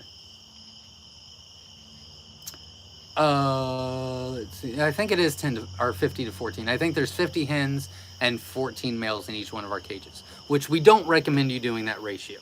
I don't like it, but because we ship so many, we have to do a different ratio than what we recommend. So just keep that in mind. Why does your different breeds not breed true? Because we don't inbreed, and we do a couple different things. We are in this for the long haul, so we're not trying to get something to breed 100% true. Number 1, we don't think it matters that much. Number 2, they all taste the same. And number 3, a lot of people that are going to try to get all these things to breed 100% true are going to have major issues in about 2 years. Again, we're doing long-term and not short-term. Good question. That was a very good question. Leo Wolf says, how can you protect from both air predators and ground predators? I have a hot fence up, but I'm still having trouble. I would do 1/4 inch all the way around. Make sure that it's off the ground. And I would probably, wouldn't be a horrible idea, to maybe do like, so I like the 1/2 inch wire at the bottom. So you could do quarter on the sides, or, well, I would do quarter on the sides is what I would do, and on the top, 1/4 inch. And then I would do 1/2 inch on the bottom, but then right underneath the bottom, I would make the tray just enough space where you can get it out. And then right underneath that tray, I would do like 1/4 inch. So the predators couldn't even get into that. But that's what I would recommend. Um, Put them in a small breeding only cage. Yeah, we do colony breeding, and that works amazing. What are the biggest things you look for to call for isolating a Pharaoh line? What are the biggest things? Weight, egg size, any deformities, and then it would be the size of body parts. So it'd be how big are the legs, if they're too skinny, or if they look like they're too fat, or you know, kind of their wings, their beak for sure, eyes, yeah, just overall look. But weight for sure.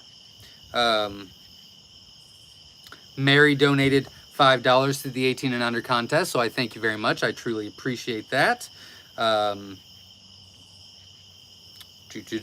answered that question. Thank you very much. Jasmine says, hello, friends. I am here. Better late than never. What did I miss? LOL. Just kidding. I will catch the replay after it's done. Well, welcome. I'm glad you're here. And thanks for showing up. I appreciate it. Let's see. I have owls. Oh, that's cool. I want an owl. I'm not allowed to have one. George said that it'll eat his chickens. I wanted to put an owl box right over there. We have a wild owl that lives, and he doesn't eat anything, and he's just cool sounding at night. And then we've got a couple of bats that hang around here, but I'm not allowed to try to make houses for them, they said. And then I told my wife that George said no and that I was going to do it anyway, and then she said no, and now I can't do it. Let's see, me too. They tell me when there's a problem. I don't think you're talking to me. Lauren says, I've been trying to rework my water system. I've seen you recommend the troughs. Yes. But do you have an issue with them getting manure, feed, flies in them? No, because they're on the outside. So none of that goes in it. You always put the feed and the water on opposite sides, so feed doesn't get into it. They don't step in it, so there's no poop, there's no, yeah, nothing. Yeah, I love the troughs. Love the troughs. Let's see. James says, my cat, who can see things that humans can't, really, is reverted by that bug trying to destroy your cam. Oh, yeah. I think we got rid of that one, though. Oh, canning. Got it. Jenna's only done the hot pack. I don't think she's ever done cold pack. But that's her department. So I don't know. Winola Ranch is in the house. Welcome. Glad you're here. With Celadon, what breeding program do you use? Well, we have not decided what we like best, because that's why we still don't sell them. I'm just not happy with them at all. And I'm really contemplating on just not doing it. And I've been on that fence for a long time, and people keep talking me into it, but I'm almost to the point where I just don't care. I don't like them is the problem. I just don't believe in them. I think that it's just, I don't like them. But we also have like 400 of the eggs in, so I guess I'll keep going. Oh, well, J.L. Murphy cold packs quail for canning. Cool. Hot and cold pack for canning terms. Yeah, I was not thinking canning at all. I was not thinking canning at all. That makes sense. I'm sure Jenna would have a better answer, but I know she does a lot of the hot, but I don't know. That's not my department. Let's do. Katrina says, regarding hatching time cages, didn't they offer a pheasant bottom for the cage? I think I remember that from a video. Oh, I am not too sure. Again, I've not had those. We build our own, and then we also have Winola Ranch cages for all of our research. So that's all I know. Sorry. Is that canning hot pack? Yeah, I got it. Thanks. That would have a larger area of poop to fall through. Oh, I don't think you're talking to me. Thank you, Zach. Well, thank you, Mary. I really appreciate it. That's super awesome. Do you think a deep bedding for quail is better for quail? I think that they probably like it a little bit more. I don't think it's necessary. I think they're going to be just as productive. I think they'll be more productive not with the deep bedding.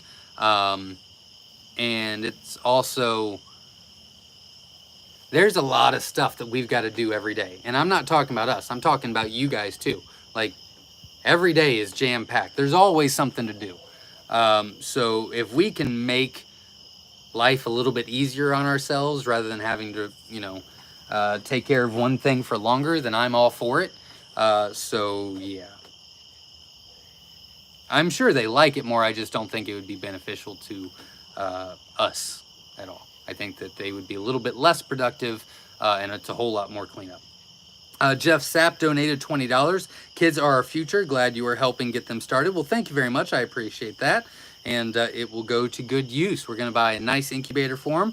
And I'm pretty excited about it. My wife was pretty happy about it as well. Not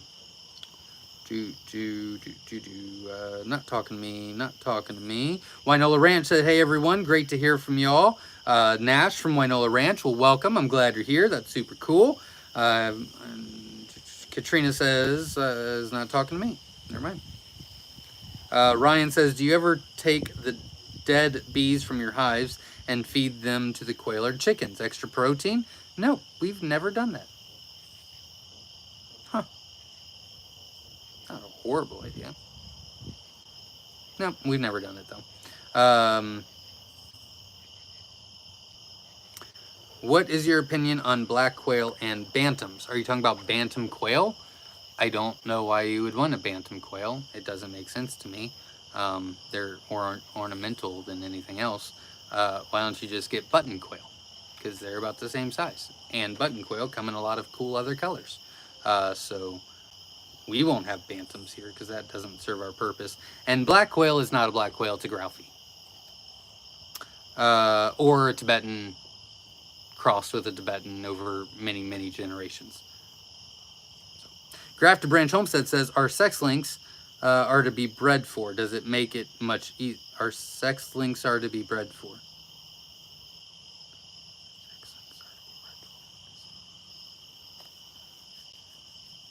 I don't know what that means. I'm so sorry.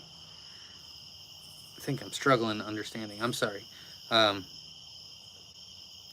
sex links are to be bred for. Well, you would breed sex links because you know on day one if they're male to female. So, like our sex links, we use Egyptians and wilds. So when they hatch out, the Egyptians are all hens. So the light reddish colored chicks are all hens, and you know it right then. So for example, we sell the sex link chicks local for $3 a piece because they're hens. Well, we sell our, we sell our straight run hen. Gosh darn it, we sell our straight run chicks for $2 a piece. But if we do sex links, then we sell them for $3 because we know that they're hens. So we do that. Reptiles are like if you're selling to reptiles or whatever, then you separate the hens from the males immediately. You already know what's going to it. Usually they want chicks as well, so the males go straight to that. Or we put them separate, grow the males out, and that's strictly for the reptile or the falconry feed or whatever. So it's nice to be able to separate, and if you don't want to raise the males, then you just call them right then. It's great for dog food, reptile, falconry, all kinds of stuff. So sex links are used for a lot of good reasons. They're really good. And then if you're just homesteading and you want to hatch out like that, and you just don't want to waste the money on the males, then you've got the hens right there. Or if you want to put them on 2 separate feeds to get the males as big as possible, as fast as possible for meat, and let the hens grow naturally and slowly, well, then you can separate and do 2 different feeds as well. I know a couple of our customers do that. They'll buy sex links from us, hatch them out, and then they put the males, they'll separate on day 1, and they put them on this like massive high 32% protein, and they're just huge at 10 weeks old. I mean, just abnormally huge. And then they butcher, and there's their meat. And then the hens, they just use a normal starter grower and a normal layer and do it like our process, and so it works for them. So there's many different reasons. That was a good question. Oh, I'm losing comments. Holy cow. Okay, I gotta go. Zelda D says, Zach, what is the latest you would ship out eggs to Wisconsin? Thank you. We are new here and enjoy the info. Well, thank you very much. I'm glad you're enjoying it, and we ship all year. We change our process up a little bit as far as shipping goes, but yeah, we ship all year, and we have the same hatch rates all year. We just change a little bit throughout the season, but that doesn't affect you guys. It's just what we do here to get them prepared. Good question, but we ship all year. So whenever you're ready, we're ready. Let's see. What do you suggest I breed with my extra Rosettas? Came extra from our first purchase. We only have Italian, Gold Manchurian, and Pharaoh. I like the Italian with Rosettas. You're going to get really cool markings out of it, and a little bit lighter Rosetta. So I like the Italians, but you can use any of them. They're fine. Pharaohs would make sense too. I like the Italians because you're going to get a little bit different of a pattern on it, which is cool. I lost my spot again. I'm so sorry. While we're waiting, Homestead says, we have hatched birds from several different places, some awesome, some not so great. As we are getting serious about QFP, Quail for Profit, we are trying to decide if we cut out losses, just keep the great ones and kind of start over, or keep going with what we have. I've got to read it again. I'm very sorry. We've hatched birds from several different places, some awesome, not so great, some not so great. As we are getting serious about the Quail for Profit, we are trying to decide if we cut out losses, just keep the great ones and kind of start over, or keep going with what we have. That's a really good question. That's a fantastic question. Don't know exactly what you mean though. I mean, as far as like what part you're talking about, because I could go in a couple different directions there, and I don't want to go on 3 different directions and confuse people more. So that's, I mean, and I mean it, that is a fantastic question. I love the question. But what do you mean not so great? Like, are you talking about egg production? Are you talking about colors? Are you talking about weight? Like, what exactly are you mentioning? And then I'd be more than happy to help answer that. It's a very good question, though. I really like it. And I'm sure a lot of people need to know that as well. Witch Doctor says, has anyone tried a no crow collar on their quails? We have a rooster that never stops crowing. I have never done that, no. Don't say it, no politics, LOL. Yeah, I'm not going to be political, but I'm going to make a stand. And I don't even think it's political. I think it's just... Yeah, I think that...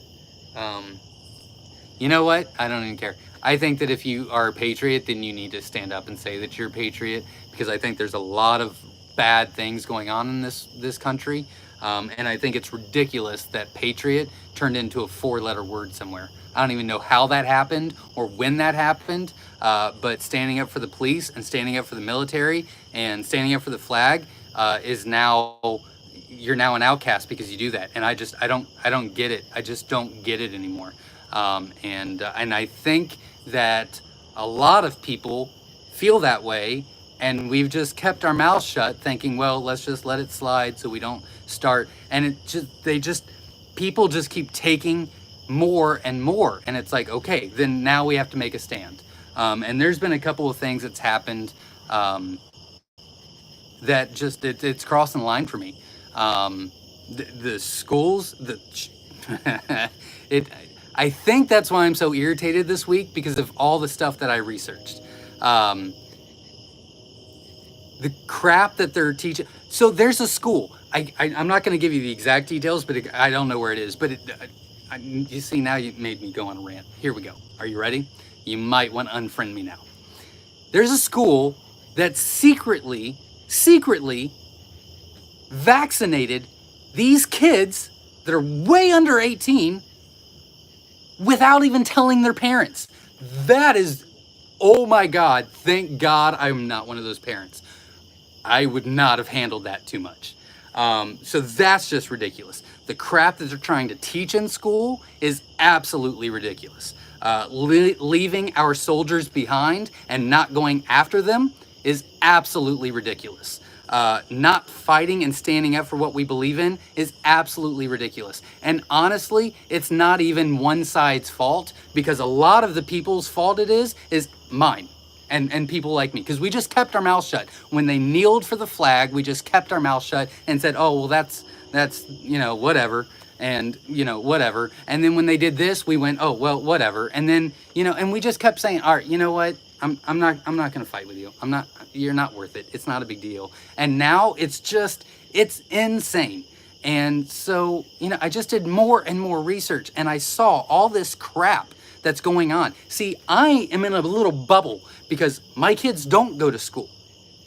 They're homeschooled. I know what they're taught. I know the morals that they're taught. I know what they believe in because we teach them. A lot of people don't have that luxury of being able to do that. I just don't think about it because I'm not there, right? And then there's this and then there's that. And to be honest with you, ever since the election happened, it is what it is. Whatever. I voted, I studied what I believe in, and I think that's what everybody's right and obligation should be in this country, is that everyone should not just vote because of that's their party. You shouldn't vote because you're a Republican. You shouldn't vote because you're a Democrat. You should vote on the topics and what you believe in, so that there's some people that, I don't know what I am. I know what I am, but if the...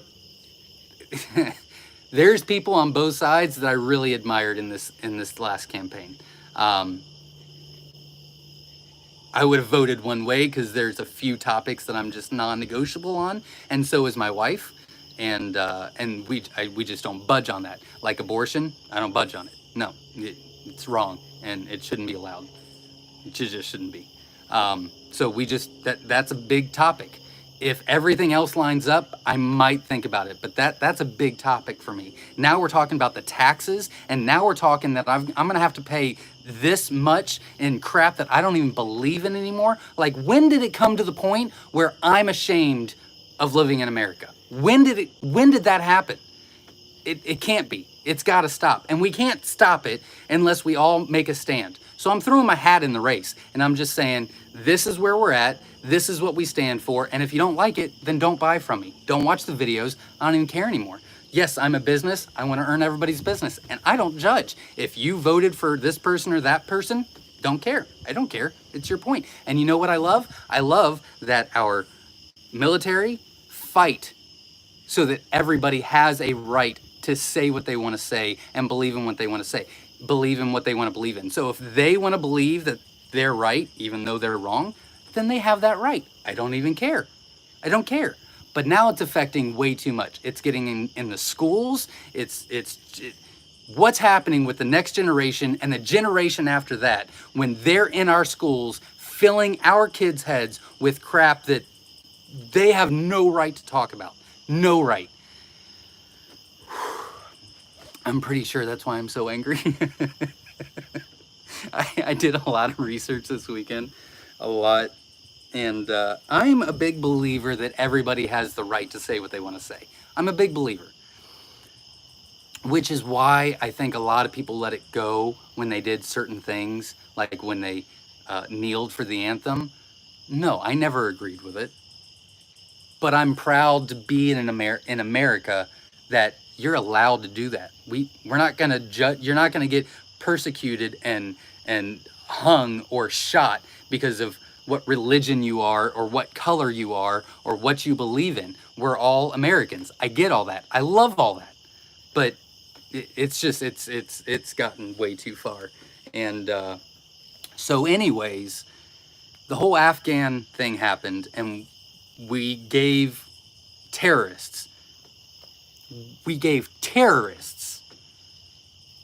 millions and millions of dollars of our weapons to use against us. That irritated me. And then I found out this week what they were teaching in schools, and that they were vaccinating kids without their parents' consent. And that was my line. That was my line. You want to treat me like crap, and you want to put me in a world that I have to fight for, I'm willing to do it. I don't care. But you're not going to make the next generation worse. That you're not going to do that. So we're taking a stand. And if I lose business, then I don't care. I don't care. And to be honest with you, I'm losing a crap ton of comments. I apologize. So if I missed your comment, then I apologize. And I'm sorry about the rant. But it's what I just don't care. The money's not worth it. I'm going to stay in business. I've got a great business plan. I'm ethical. I'm honest. I try to take care of all the customers. Some might slip through the cracks, but for the most part, we do the best that we can. We do the best that we possibly can. And I truly believe, because of what we do and why we do it and the passion that we have and the sincerity that we have behind it, we're going to be just fine. So if I lose a crap ton of business because of what I stand for and what I'm saying, then that's fine. But I don't judge if you don't believe the same way. But if you tell me, if one more person says that, oh, never mind, that's a little too far. Anyways, let's go, shall we? I lost a lot of comments, and I apologize to everybody, but that's just really weighing on me a lot. It's just I don't like it. I don't like it.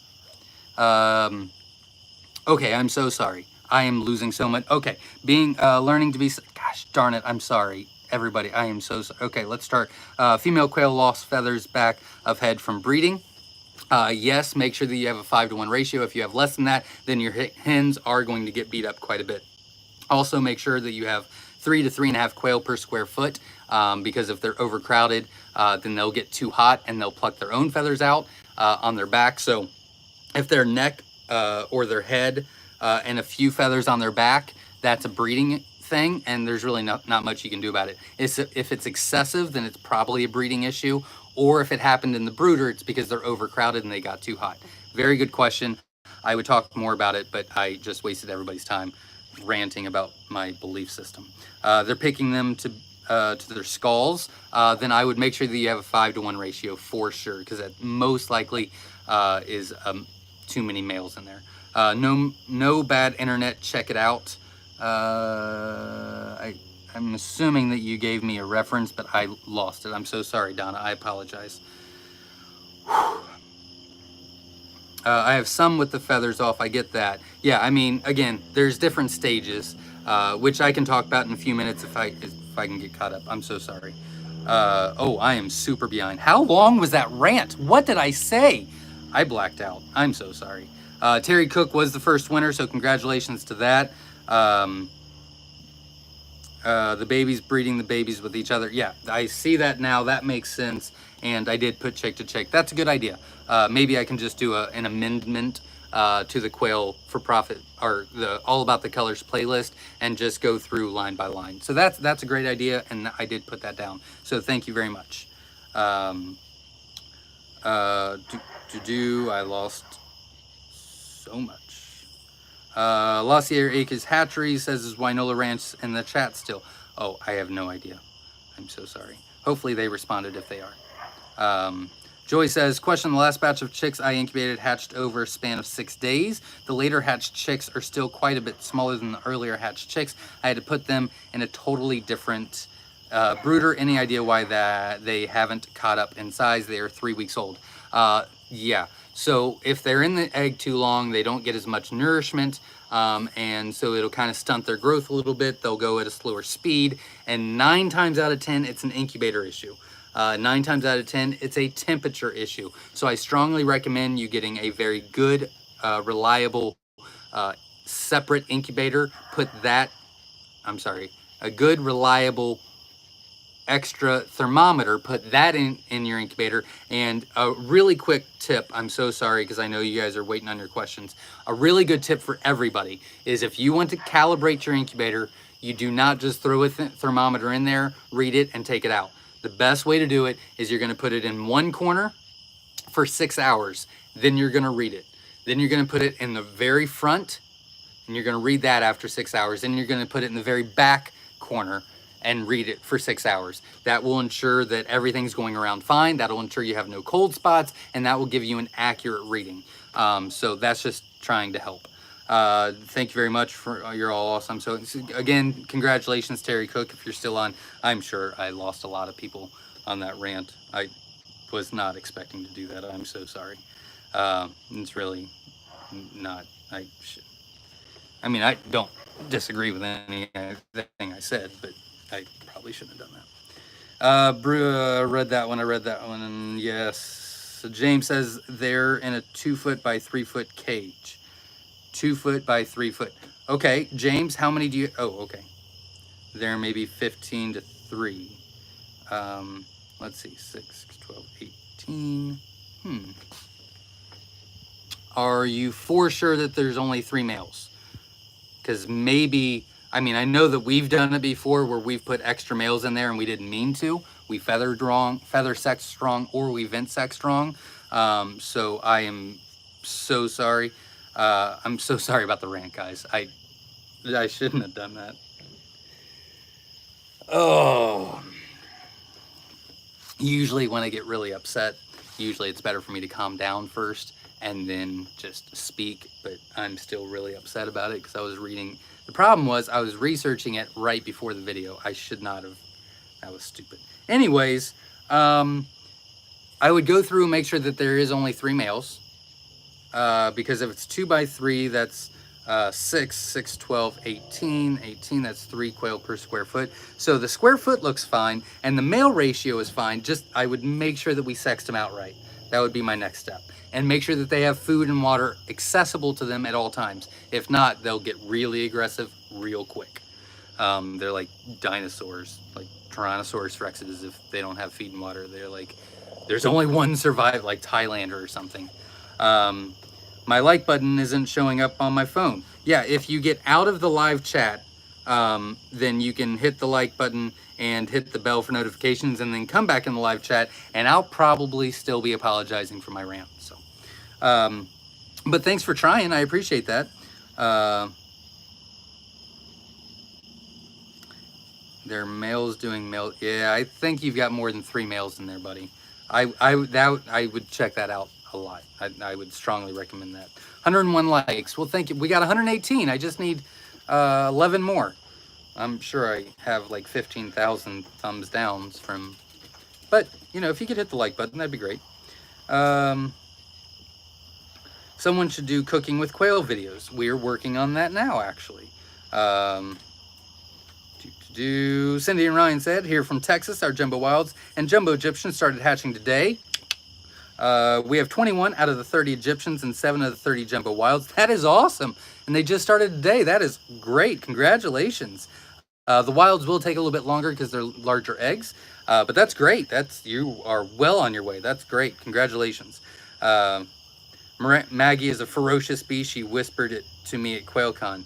Oh yeah, she's also afraid of the dark, squirrels, leaves, and if she doesn't know where her mom is, she's terrified. So there she is. Oh, I've got this light on, so she's probably scared of the light. That's why she won't come over here. She's on my nerve. Let's see. Lay green if early my side. Must not be talking to me. Veronica's back. Welcome. Glad you're here. Oh, because you left and did the thing. Well, thanks. Thumbs up. If you could, hit the like button. I greatly support. Hit the like button. Robin C says, my new buck is whiskey. My new does are Seagram and tequila. Non-drinker here, I swear. I don't know, but it sounds like we should probably hang out a little bit more, you know? That's awesome. James says, seems candling doing it well is kind of important with selling balut. Yes, by a lot. How long should we work with running hatches through our incubators before we start? Is there some way to practice the skill? Nope, more and more times you do it. I really don't recommend you doing it early, even ever. I don't even candle. Maggie, Hey, no, we're done. We're done. I'm gonna take her inside because I don't know if I can handle it much more. I'll be right back. Hit the like button. You know what? Let's go inside. You want to go find Mom? Let's go find Mom inside. Come on.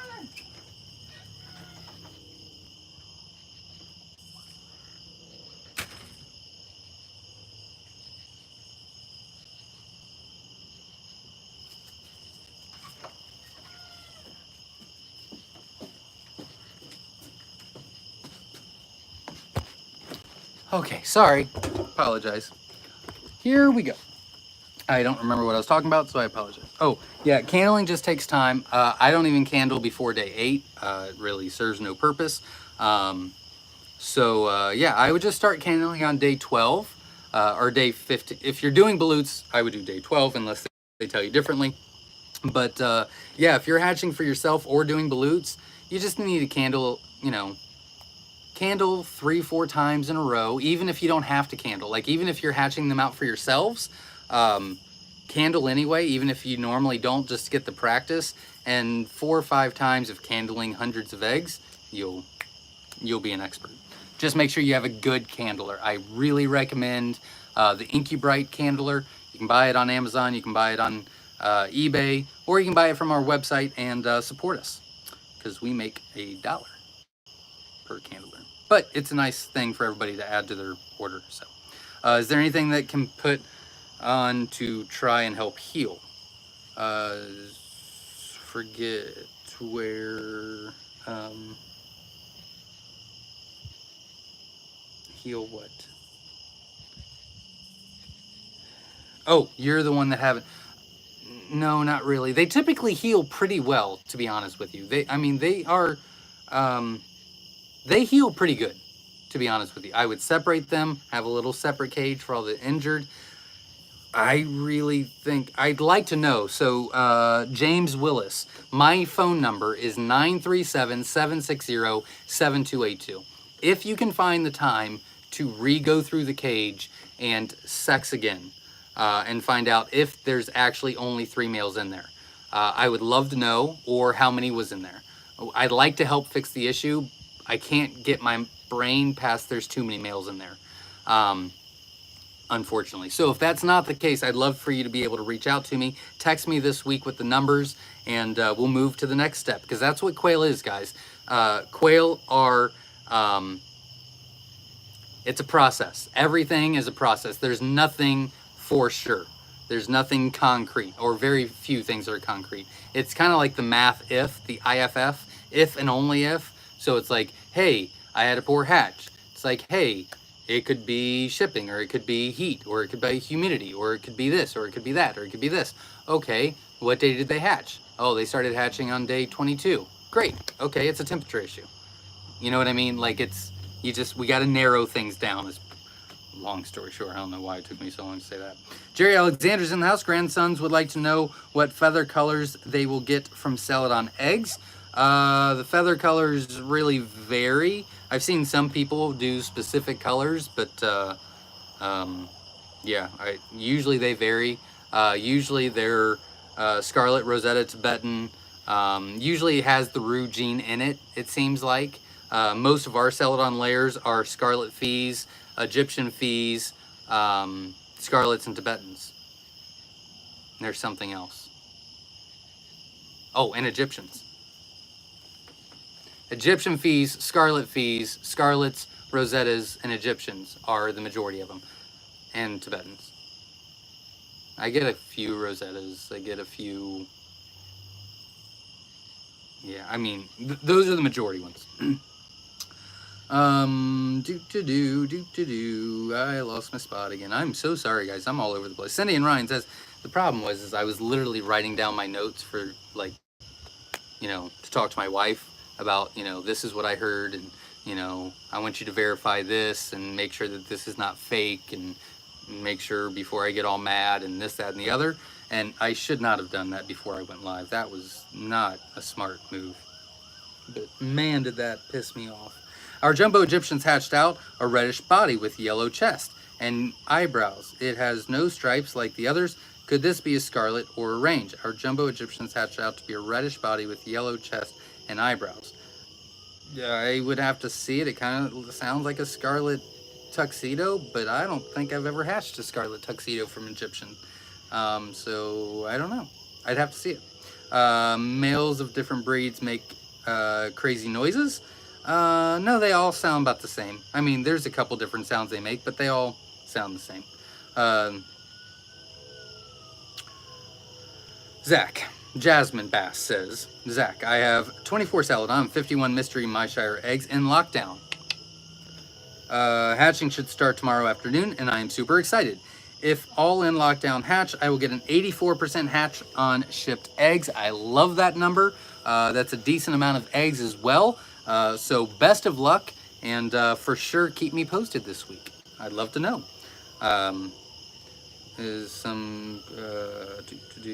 Yeah, Verna said it. I mean, I should have said that too. Celadon is a gene some quail have, not a breed in and out and of itself. So I mean, it's not a variety in and of itself. Celadon does not describe any feather pattern. It describes the egg color, and pretty much almost any quail color can be a Celadon egg layer. It's really hard to say out loud. I don't know why that was so hard for me. Ram Fishing says, do the quails set on the eggs when they have them? Some people have been successful with them going broody, but that's not a normal thing. They need to have a much more natural environment and a whole lot more space. But it's happened. It's just not normal. If we feed 751 AMP wild flesh Klombach medicated 28% up until they start laying, will this affect the eggs as to not use them for eating for a while until they are on layer feed? That is a fantastic question, and yes, you should not eat eggs that are on that. You should not eat eggs from quail that are eating off of a medicated feed until they're off the medicated feed for 2 to 3 weeks. That was from the PhD doctors that I trust and know a lot more than me. So yeah, that's why we actually switched them early. So I don't know if you remember before, but like 6 to 8 weeks is when we switched the feeds and everything, and that's for that reason alone. Better explanation from first question. What happens when you breed the babies male to female? I ordered 15 eggs from you of, let's say, pansy. If I breed the babies only from your eggs, what will come out of them? That is a great question, and it's the same thing as what you would hatch out in the first place for at least 3 to 4 generations. Hopefully I answer that. If not, then ask away again. People say don't get your eggs wet when adding water to incubate. Why? Can it go through the membrane? It's not, you could get them wet. It's not the end of the world. Okay, so high temperature with water creates moisture and creates a high humidity. So if the water is on the egg, if the water is soaked, then you're creating a kind of a barrier of more and more moisture just around that egg and not necessarily in the incubator itself, which could either drown the egg inside because it's too much moisture, or have them hatch too early, which is not good for their health. So that would be the reason why. When we were using the little styrofoam incubators, like way back in the day before we even started a business, we would actually get in there because we could not keep the humidity high enough. We would go in there, we would put a hot sponge or a sponge in there, a wet sponge, and then when we opened it, we would actually miss the eggs, just because the humidity would not go past like 25. You could, it's just not a best practice, or just make sure you don't soak them. Very good question. That's a fantastic question. Good job. Good question. Thumbs up for you. Hey, can I have 3 more likes? That'd be cool. Thanks. Not talking to me. Hi, good night. Jamil. Cut off, I'm sorry. From Trinidad, West Indies. Cool, welcome. In the house, my quail are doing fine. Thank you for your channel. Well, thank you for showing up and supporting. That's super cool. Thanks, very cool. Oh my God, it's 9 o'clock. Okay, here we go. Oh my God, it's 8:18 on here. Okay. All right, I pay $6 Canadian for a 4-week-old hen, $3.50 for a roux. Yeah, that's not a bad price. That's not a bad price. I will be cooking quail dinner for a friend this week. She tried quail eggs and loved them. Now she wants to try the meat, and maybe jumping in on the quail is the new chicken train and raising her own. See, that's how you do it. That's why we do the videos. It is to educate, encourage, and enthuse others to become. You finish it. Let's see. Got to get off early tonight. Our Kansas City Chiefs are going to kick off. Have a good night, all. Well, welcome. Thanks for showing up, and thanks for being here. And I completely understand. Jasmine says, it's exciting to see others getting started in quail. I also had her watch your Quail for Profit videos. She was very impressed, and now watching some of the other playlists. Very cool. New to quail and what she needs to know is very good, too. Thank you, Zach. Was thinking I was invisible in here. Not a problem. Yeah, you had a good idea. I can't remember which one it was. Wait. GL Murphy. I think you... Didn't you do the... You were canning the quail, right? I'm so sorry. I do remember. And I notice you, JL Murphy. I notice you. I'm glad that you're here.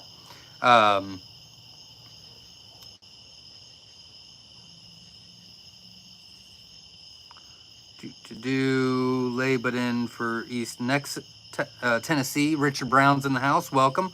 Don't know where I was at. 55 and over, please. We are working on something. Just not yet. Veronica's asked a question. Is 15-inch ceiling too high for cages? Will the pop up and hurt themselves? 15 inches. It's kind of on the high end. I know that some people have done it. I wouldn't like them that high, but you could probably get away with it. You could probably get away with it. If that's what you got, then that's what you got. I wouldn't worry too much about it. Good question.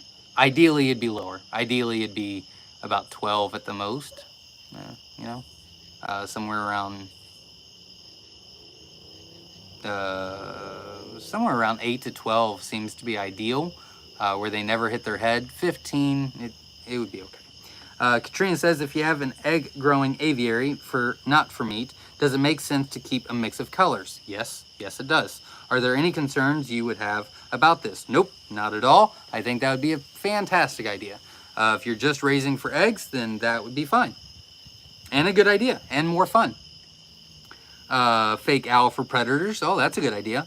I messed up and set 60 eggs without the turner on. Just found it when I moved to lockdown. We'll let everyone know how it turns out next week. It should be okay.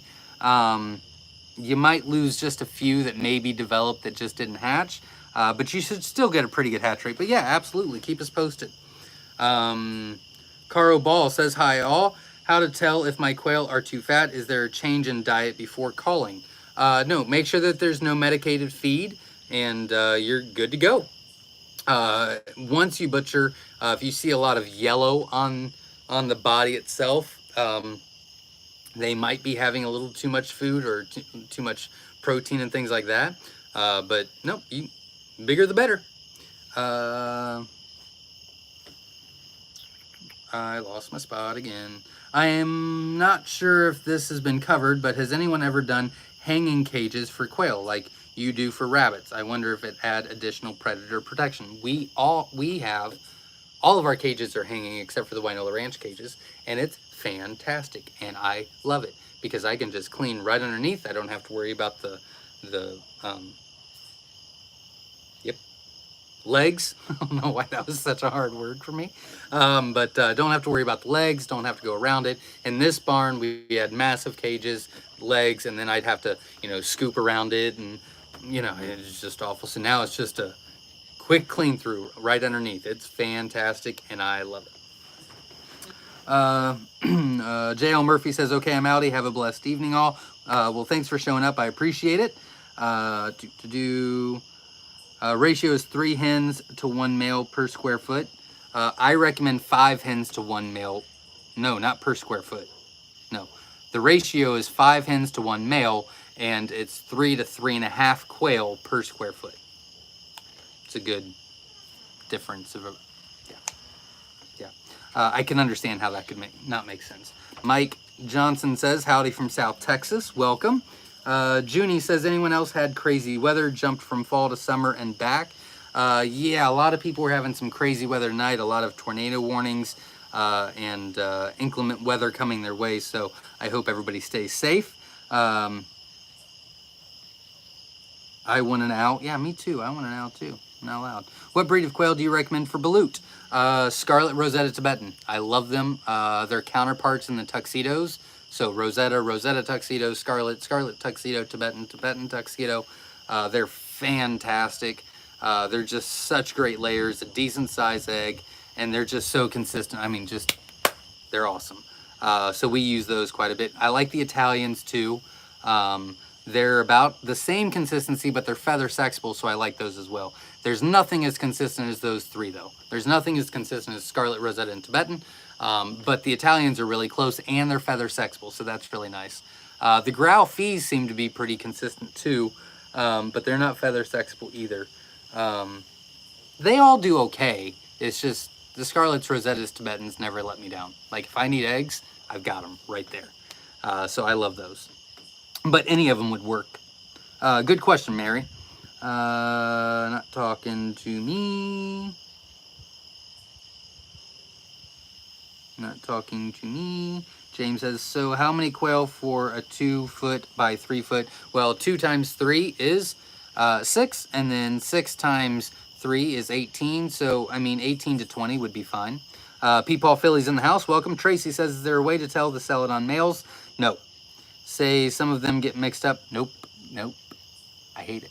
It's so annoying because it's just a gene that's inside that you cannot tell. Like, there's no way to tell, like, except for just testing it. I can't stand it. Drives me crazy. That's 15 females and 3 males, right? That would be correct. That would be a good ratio.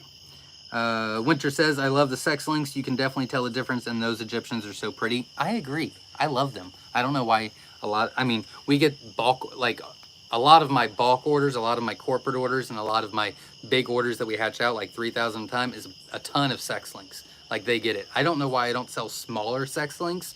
Like, very rarely do I sell 30, 60 count sex links. They're always 800, 1,000, 500, like massive amounts. Yeah, I love the sex links, especially for quail for profit. Love the sex links. I am order some tonight. I am going to order some tonight. I'm just trying to figure out what I am ordering. Decisions. I hear that. And that's a good decision to have, or a good problem to have. Grafter Branch Homestead says, question, is there any books in particular on quail you like? I'm actually reading 6 right now. My wife bought them all on Amazon, and I will let you know. I read Quail for Profit book, and it was the worst book I've ever read in my life, and I disagreed with everything that was in it, and I don't recommend it. But yeah, I'm reading some other, not quail for profit books, just quail raising books, and we'll see how it goes. I don't know yet, but I'll let you know. Grafter Branch Homestead says, I stand with you, Zach. Thank you. Maybe that was the rant. Oh, yep, that started the rant. Yep, that definitely started the rant. So, I stand with you, Zach. Well, thank you very much. Hey, man, Zach, patriotism is not a bad thing. No, it's not. It's something that you should be proud of and not ashamed to say. And that's what we've came to, is if you stand for the flag, or you have a flag on your shirt, or you are military or first responder, or it just, wow. I don't even get it. Charles baited me. He got me. Animal 333 says 1776. Absolutely. Charles says triggered. Yeah. La Sierra Acres Hatchery says WTF. Yep. Went kind of crazy. Jasmine says agreed, Zach. Thank you. Susan says amen. Thank you. Oh my God, I would have lost my mind. I know, right? That is what we went through in the 60s, Zach. A freaking men. Exactly. School teachers are a bunch of weirdos these days. And not all of them. It's just, yeah, that stuff was wrong. Liking you more and more. Well, thank you, Richard. LOL, I'm with you, Verna. Do we need to burn our bras again or what? There you go, Mary. Donna says, with you, those jabs, sterilizing. Yeah, that was uncalled for. That was, nope, I'm not gonna do it. Unschooling, homeschooling is great. Yeah, homeschooling is great. Not schooling is not great. Homeschooling is great. Zach, the world's gotten crazy. It's happening in Canada too. That's a shame. Yeah, I started researching that as too, and it looks like Canada's going through some stuff too, which is just crazy to me. Wow, I knew that. I knew they were gonna secretly vaccinate children. That's why I warned my 8th grade niece. Give them the birds. Thank you, Zach. We all better stand up. We are close to losing this country forever. Thumbs up. Never vote on parties. Research all that they say. Yeah, absolutely. I agree. And I don't care. I think that it's good that we have left and right. I think that it's good that we have two different opinions. I think that's what makes us us. Because if you look at all these other communist, socialist, dictating countries, you don't have a right to say what you believe in. You don't have a right to the religion that you want to choose. Like, you don't have anything. So I love that America allows us to argue respectfully. I like that. But, you push it, and then you bribe us, and then you threaten us, and then you go behind our backs and get our children. All right, that was my line. That was my line. That was it. Really, really upset me. La Sierra's Hatchery says, well, most of the teachers here in California are communists or socialists. It's freaking crazy what these teachers are teaching our kids in schools. Yeah, I don't understand what happened. I don't know where all this went wrong. Like, where did it happen that we just completely gave up on? I don't know. I don't know what happened. But there's a lot of people taking stands. And I think that I would be very... I think that I would be very ashamed of myself, and I would be very ashamed to look my kids in the eye if we were going through all this crap and I never did anything and I never said anything and I never took a stand, and when they get my age, they look back and go, why'd you let it happen? Like, I know you couldn't do much, you're just one person, but why'd you let it happen? Like, evil happens when good men do nothing, right? So, yep. They crossed the line, and that's it. It's now mandatory to vaccinate kids in California. I told my other niece that lives here to get a religious exemption. Yeah, I did see that there were a few sheriffs in California that were not enforcing that, and it's divided. I'm a little worried on how this is going to go. I'm a little worried, but I'm going to pick a side, and I'm going to stand where I stand, and whatever happens, at least I know where I'm at. Zach for press, thanks. Charles says, oops, sorry. Well, I probably shouldn't have. Yep. Winter gave me a thumbs up. Thank you. Grafted Branch Homestead is clapping. Thank you. Robin C says, OMG, that is overboard. What happened to never leave a soldier behind? I stopped watching pro sports because of those kneeling during the national anthem, hearing the anthem, goosebumps. Yeah, there's a couple songs I was listening to, someone sent me, and yeah, I mean, it made me super emotional. And that should say something to you. Like, if you hear there's 3 extremely powerful patriotic songs. There's 4 very patriotic songs that came out recently. They're all like independent singers, and they are blowing up the internet. And if you listen to those and it makes you emotional, then that's what's wrong. Because we shouldn't be that emotional. It shouldn't be such a big thing. And because we're losing it, that it tells us that if that song, those words are getting us so upset and so emotional that we're losing what we believe America is. And I'm not going to let it happen. So we'll be ready. Let's see. Verna's clapping. Beth Reed was clapping. Nikki James gave the flag. Absolutely. Carrie says if my kids were still in school, I would put them out and homeschool. Absolutely. I'm glad that we have the benefit of doing that. But I'm fully aware that there's a ton, so many families that just can't. They can't do it. They don't have that option. And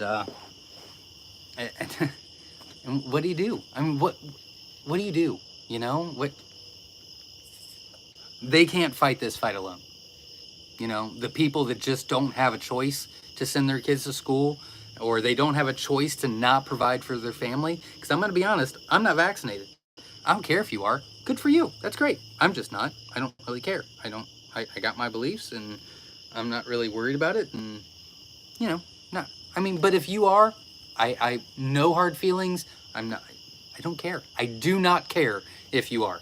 But I care that you're forcing everybody else to do it. And I don't understand why the medical department, nurses, went through the entire COVID, went through the entire pandemic, worked their tails off, put their lives in jeopardy, and now they're getting fired because they're not getting, there's something wrong, and we as a nation need to come together. No more black versus white, no more racism, no more left versus right. We stand up and say, that's not right. You don't lose your job because you don't want to do that. That's not how this works. We're not doing that. We're standing, and this is what we're standing for. And we take the country back, is what I think should happen. And so that's what I'm going to be a part of. Sorry, did it again. Lauren clapping, thank you, Graft. Well, at least a lot of you got, it sounds like only one person got offended so far, so that's not too bad. Roes, thumbs up, thank you. Winter said the world is going to a pot. Yeah, it is. Carrie, thank you. Which we support that too. Well, good, that's great. Zach is very good, clear and genuine. His wife is lucky. Well, she's better than me, so. Cindy and Ryan gave the thumbs up. Robin C, thumbs up. Get it, Zach? Yeah, I really got heated. I probably shouldn't. Anyways, Grafted says I have to send my kids, but it's so scary. Yeah, I get it. But here's the thing. That's what it is I feel for the parents. What are you supposed to do? You are stuck between a rock and a hard place. What do? You don't have an option. Well, you can't fight this alone. You can't. And I'm not going to be able to do much, but I'm a mouthpiece, and I can march, and I can fight, and I can stand for what I believe in, and I can argue with the best of them. You put me in a debate, educated. If you give me time to rehearse, I can do some damage. And just ask my wife. I mean, now that I learned that you don't debate your wife, you just say sorry and you move on. But back in the day when I didn't learn this, man, could I debate really well. I'm sure I could get that back pretty quick. I just haven't used it for a while. Let's see. Lossier Acres Tatry with the flag. Thank you very much. Cindy and Ryan said we need to be prepared for what is coming. It is not going to get better, only worse until we as patriots stand up and stop the nonsense that is going on. We will lose our freedom if not. Yeah, I completely agree. There's some things I don't really want to. This has not been confirmed. I'll just tell you that. This has not been confirmed. I heard it. I tried to look it up. I ran out of time before I went live, so I don't know this. But I did see something today that said on page like 108 of the tax bill that they're trying to pass, says that they are building FEMA camps for all non-vaccinated people in the bill. That's what it says in the tax bill. That has nothing to do with this. I did not find it. I did run out of time. I'm still trying to clarify if that's even real. If that is real, then I know what happens next. So I hope that that is not real. Really hope for everyone's sake, from the oldest to the youngest, because it's not going to end well for anybody if that's actually in the bill.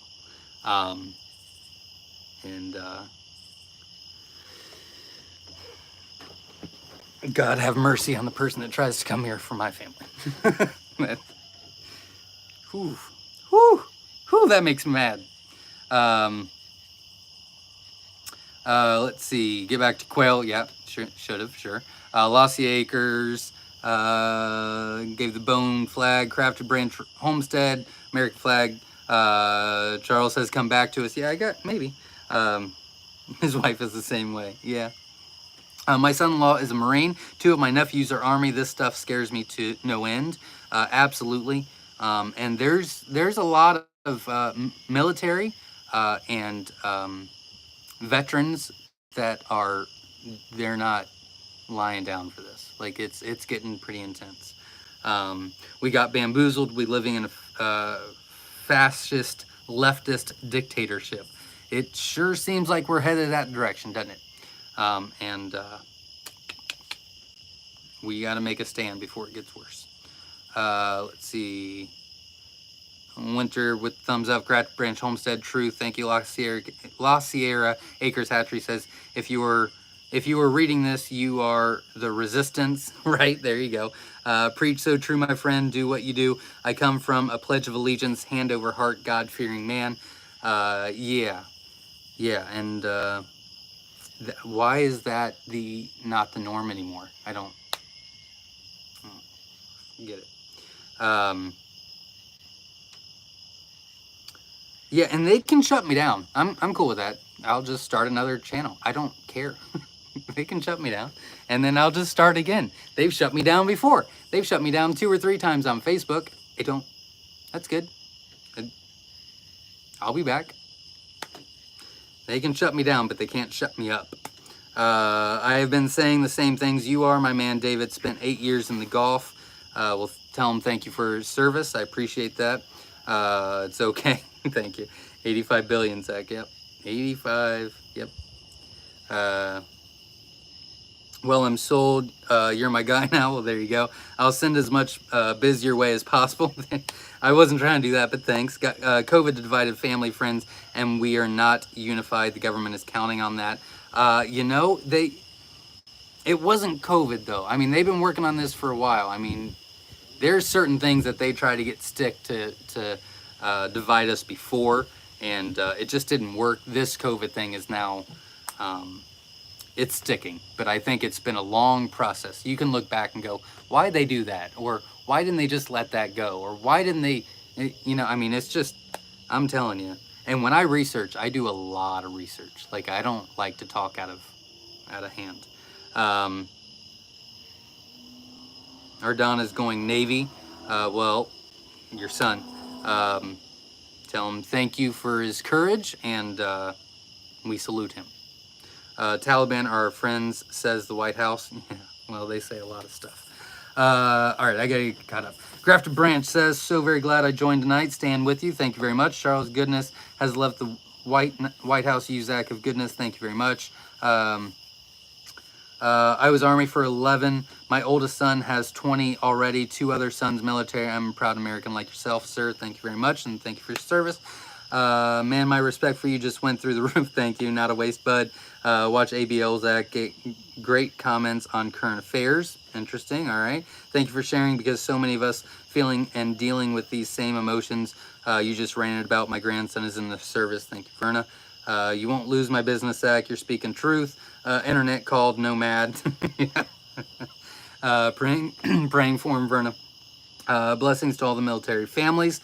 Absolutely. So far, he is stationed in Florida. Feather fix feed maybe work for quail. It works for my naked Fritzl, Texas. Beat naked. Very interesting. So if you want to work on that, I don't remember who that was. You forget. But the person that had a lot of back feathers issues, you could try the Feather Fix feed from that Don is recommending. How long was that rant? What did I say? You said you're a great American, Zach. Grandsons are clapping and saying Zach is right. Thank you very much. Excellent calibration tips. That helps me right now. Good.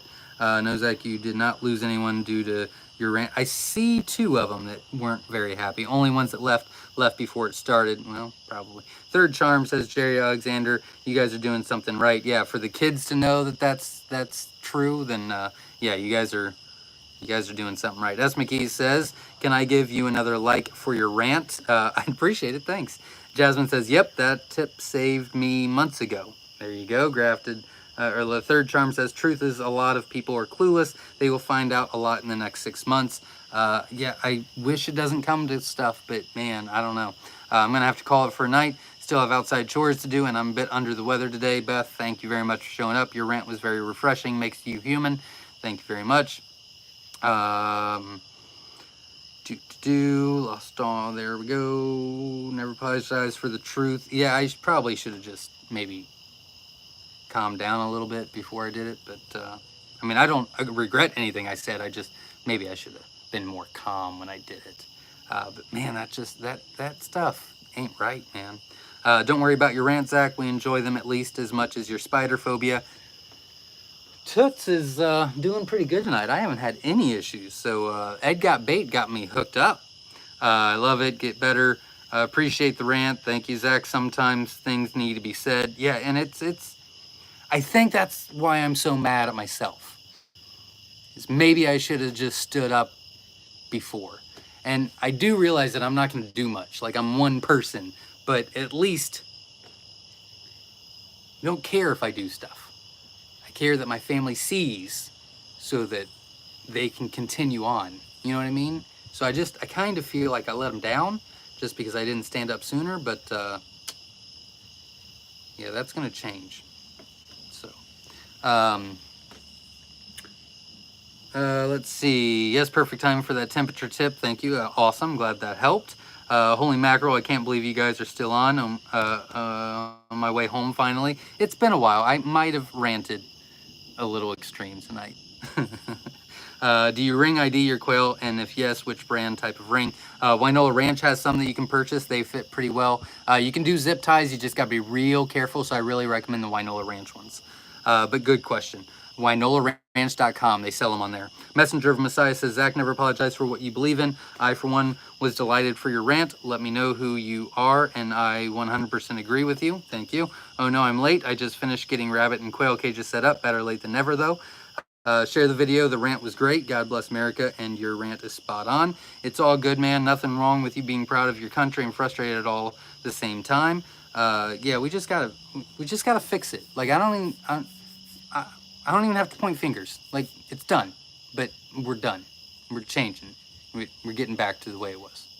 You know, better than what it was. But we're getting our morals and our ethics and our beliefs. We're getting back to the foundation.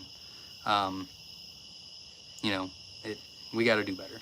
Thank goodness we have quail to keep us sane. There you go. Nikki James says, thank you for your rant, speaking exactly what I and probably many here feel. Your rant encouraged me. I'm not crazy or alone. Don't be sorry, man. Really, you helped me with that and many to be strong. That's why you're here, right?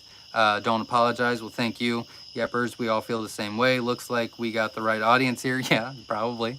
Thumbs up. I like the mood you're in. No apologies needed. Totally agree with you. Thank you. We love Zach. Thank you.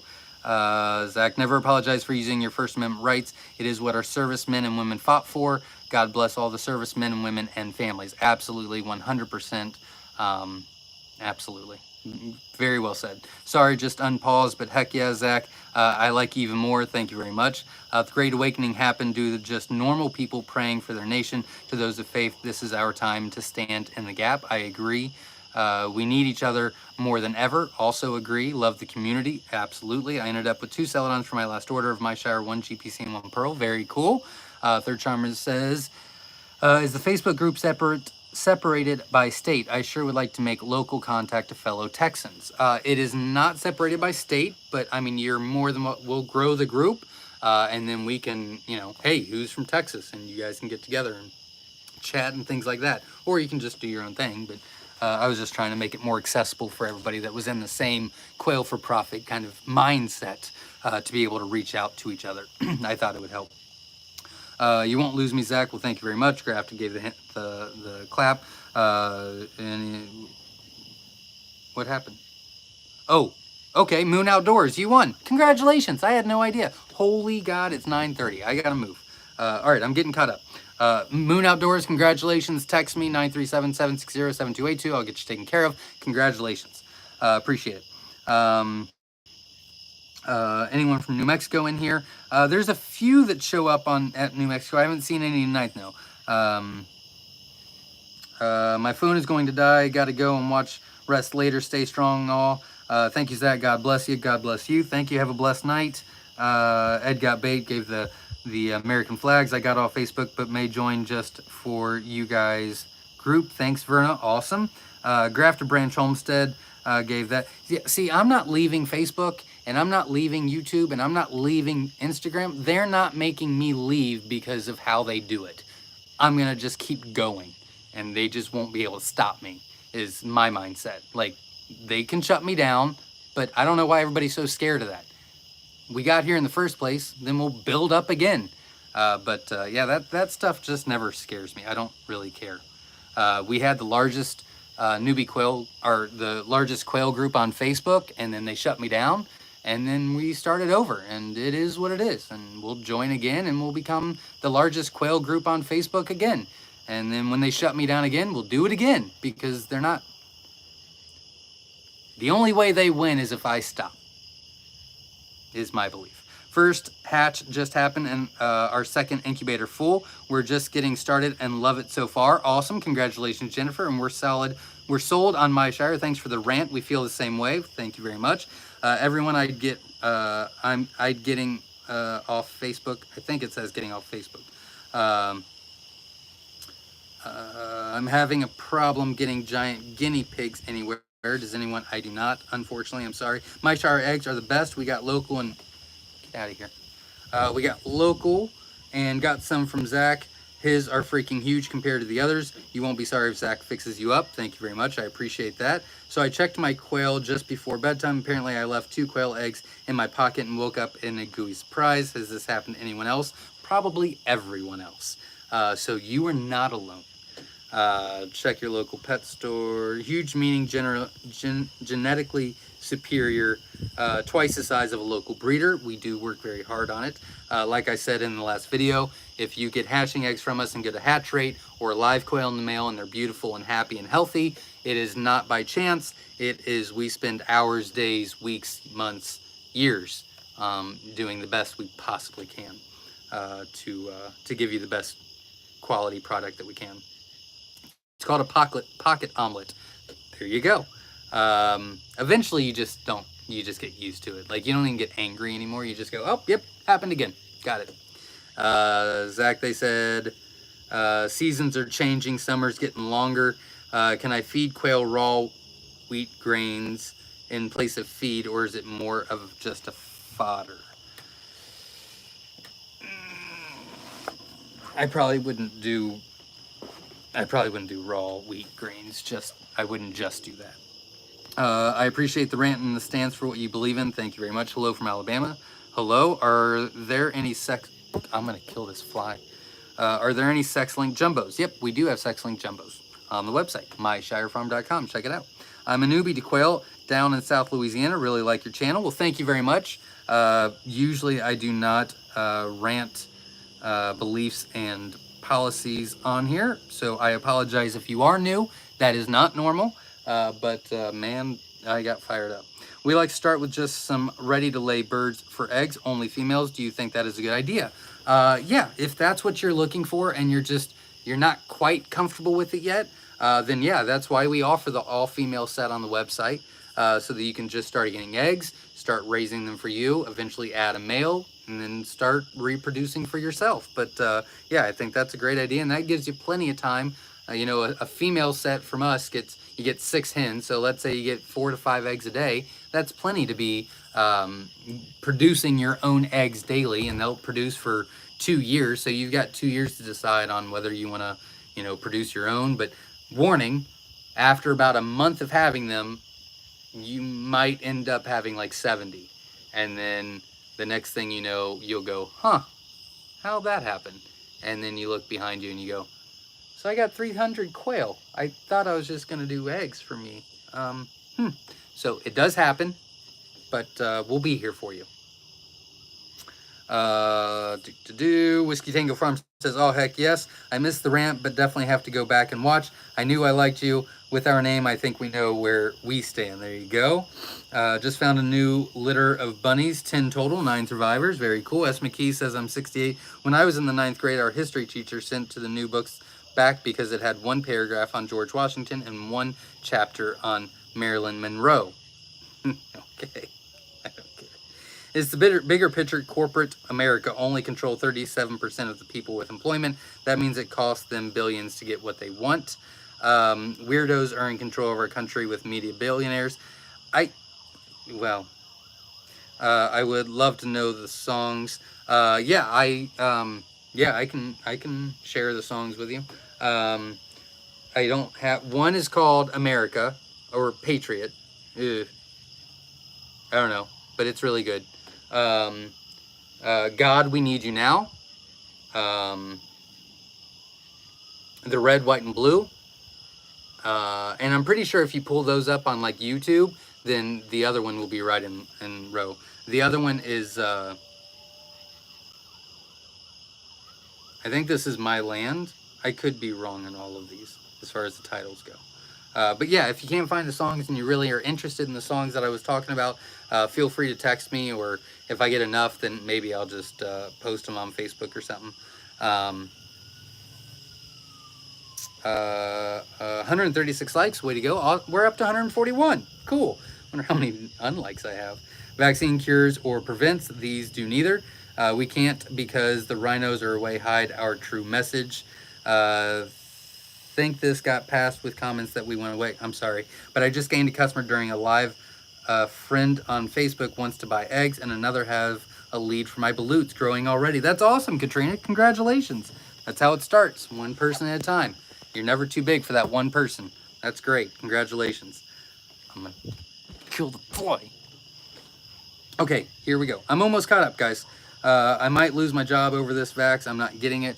Yeah, there's just, well, if you look at West Virginia stats, the governor just came out today and said that they have a 28% increase in deaths with COVID fully vaccinated in the past, I think he said 6 to 8 weeks.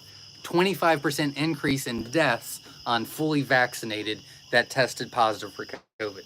So what's the shot doing? I don't get it. And why are you forcing it, mandating it? Why are you taking away our freedom? Why are you taking away our freedom of choice? Why are you bribing us? Why are you letting our kids get it without our consent? It's just shady. There's something going on, and I don't like it. I don't like it. You don't screw with old people, and you don't screw with kids. You just those are my rules. Gathering gangs of goodness, community groups of like minds. I think it's our president that is our problem. Um, Yep, I'm going to keep my mouth shut on that. I have 6 kids, and I try my best to teach my kids to live off the land and teach them what I was taught about living off the land. These kids nowadays are being taught so much ugliness and more. I agree. Shame on the government. Also agree. Screw the egg sale store meat. Screw the egg sale store meat. Oh, store meat. Okay, I get it. Yeah. Awesome, Katrina. You're moving and making this quail thing work for you. Love it. Absolutely. Congratulations.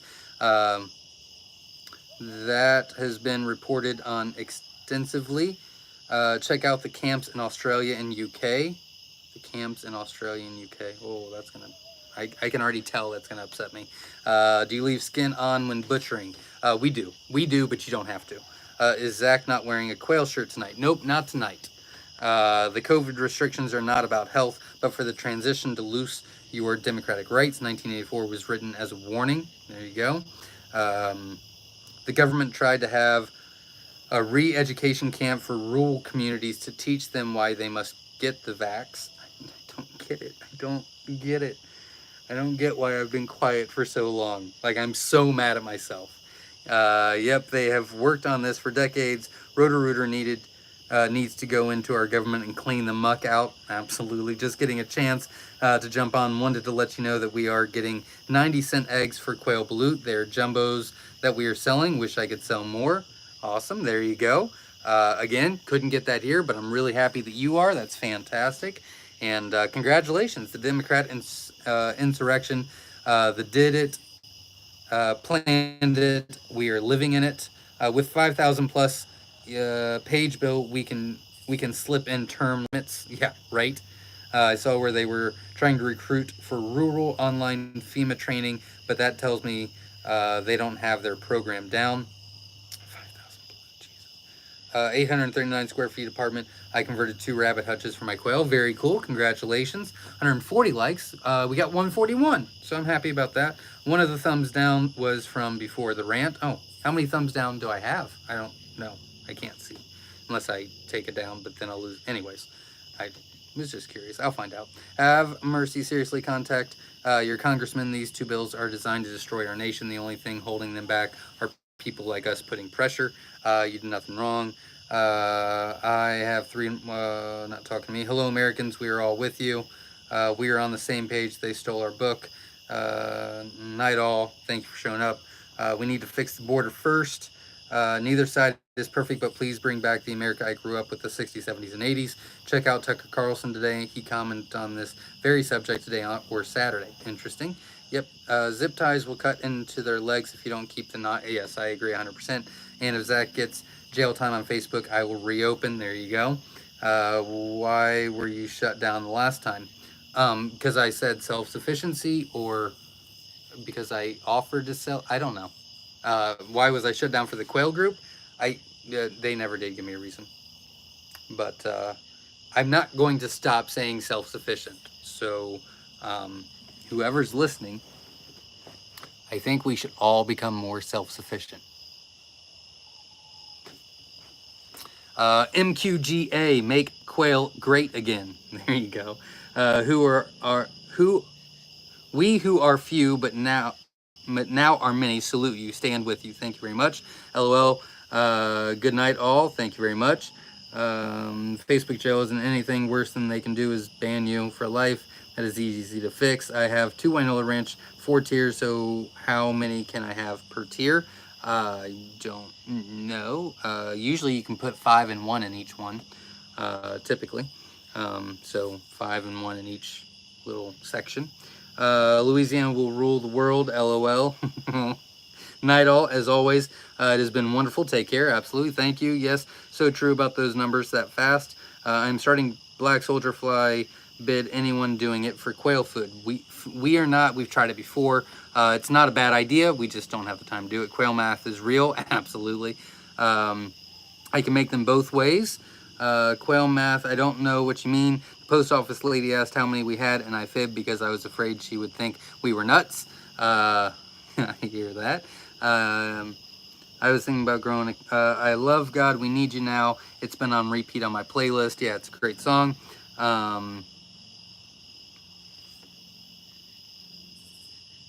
Yeah, and you know, my mom, I love my mom. She's one of my favorite people in the world. She's vaccinated. She was forced to vaccinate or she'd lose her job. But she's fully vaccinated with both shots. My grandma's fully vaccinated because she had to have surgery. My uncle's fully vaccinated because he had to have surgery. My aunt chose to be vaccinated, which is fine. I don't care. I don't care if you're vaccinated or not. It doesn't matter. It's just I feel that if you're pushing this hard and mandating it and actually breaking the law to force us to do it, I'd like to know more about it first. That's all. You know, for me, personally, for me.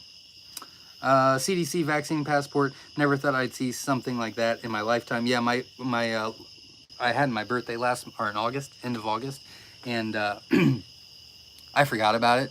And then I went to go renew it this week because, well, it's expired like a month and a half ago. And they're like, would you like 4 or 8 years? And I said, is there anything to do with COVID on this vaccine? They said, nope. I said, 8 years, please. They said, well, it's a lot more money. I said, yep, 8 years. I went 8 years of this, so I don't have to deal with crap anymore. So I've got an 8-year driver's license. We'll see what happens then. Am I the Only One by Aaron Lewis is awesome. Song. The whole My Body, My Choice is fine for them. Gotta go. Thanks for the quail info. Not a problem. 142 thumbs down. Oh, I'll take that. I figured I'd have like 15. I have very much enjoyed tonight's live rants and all. I appreciate the community so much. Thank you. Fully vax is 2 shots or 3, maybe 4. Oh, well, then you got to get the booster every 6 months, and then you got to... Anyways. And again, I don't care. I don't mind everybody having a personal choice. That's okay. It's when you take it away and when you force it onto people is when I've got a problem. So, Zach is $150 too much for 360 incubator. No. I thought that I saw that the 360s were like $220 on Amazon, is I thought what I saw, but I have not researched that much. I thought that they were like $220. I'm pretty sure, but I would have to check again. I remember that I thought that we were like $60 short from what we got donated last week to actually buy the nurture right. But I could be 100% wrong. I've had a lot of stuff going on, and there's a lot of numbers going in my head right now with all these stats that I was researching, so I don't know. I'll have to check that out. But I will keep giving you guys that update as far as the donations in the 18 and under contest. Guys, I was pretty much on for almost 3 hours, so I truly apologize. I hope that I got to all of your questions. I know some comments went away because we had so many, but thank you all for showing up. I'm sure my wife's going to be pissed because I think she was waiting on me to eat, but I'm also sure that she skipped me as well. And that's okay. Yeah, I get it. I get it 100%. Everybody, I do not regret what I said. I stand behind everything I said. I probably should have, could have, would have said it better when I was calm and collective, and it just came out tonight, and it was on my mind. And so anyways, thank you, and thanks for all the support. I truly appreciate it. All the donators, thank you very much. I will get those numbers from Verna this week. Everybody that hit the thumbs up, everybody that stayed for 3 hours, you guys are freaking awesome. And hit the subscribe button, because I've got a lot of videos coming your way, and if you want to hear a rant, you really want to hit the subscribe button, because I got one coming out this week that's not going to be quite like this, but it'll get the point across. Trust me. So until then, stay safe. We'll see you next week. Thank you, everybody. Have a great night.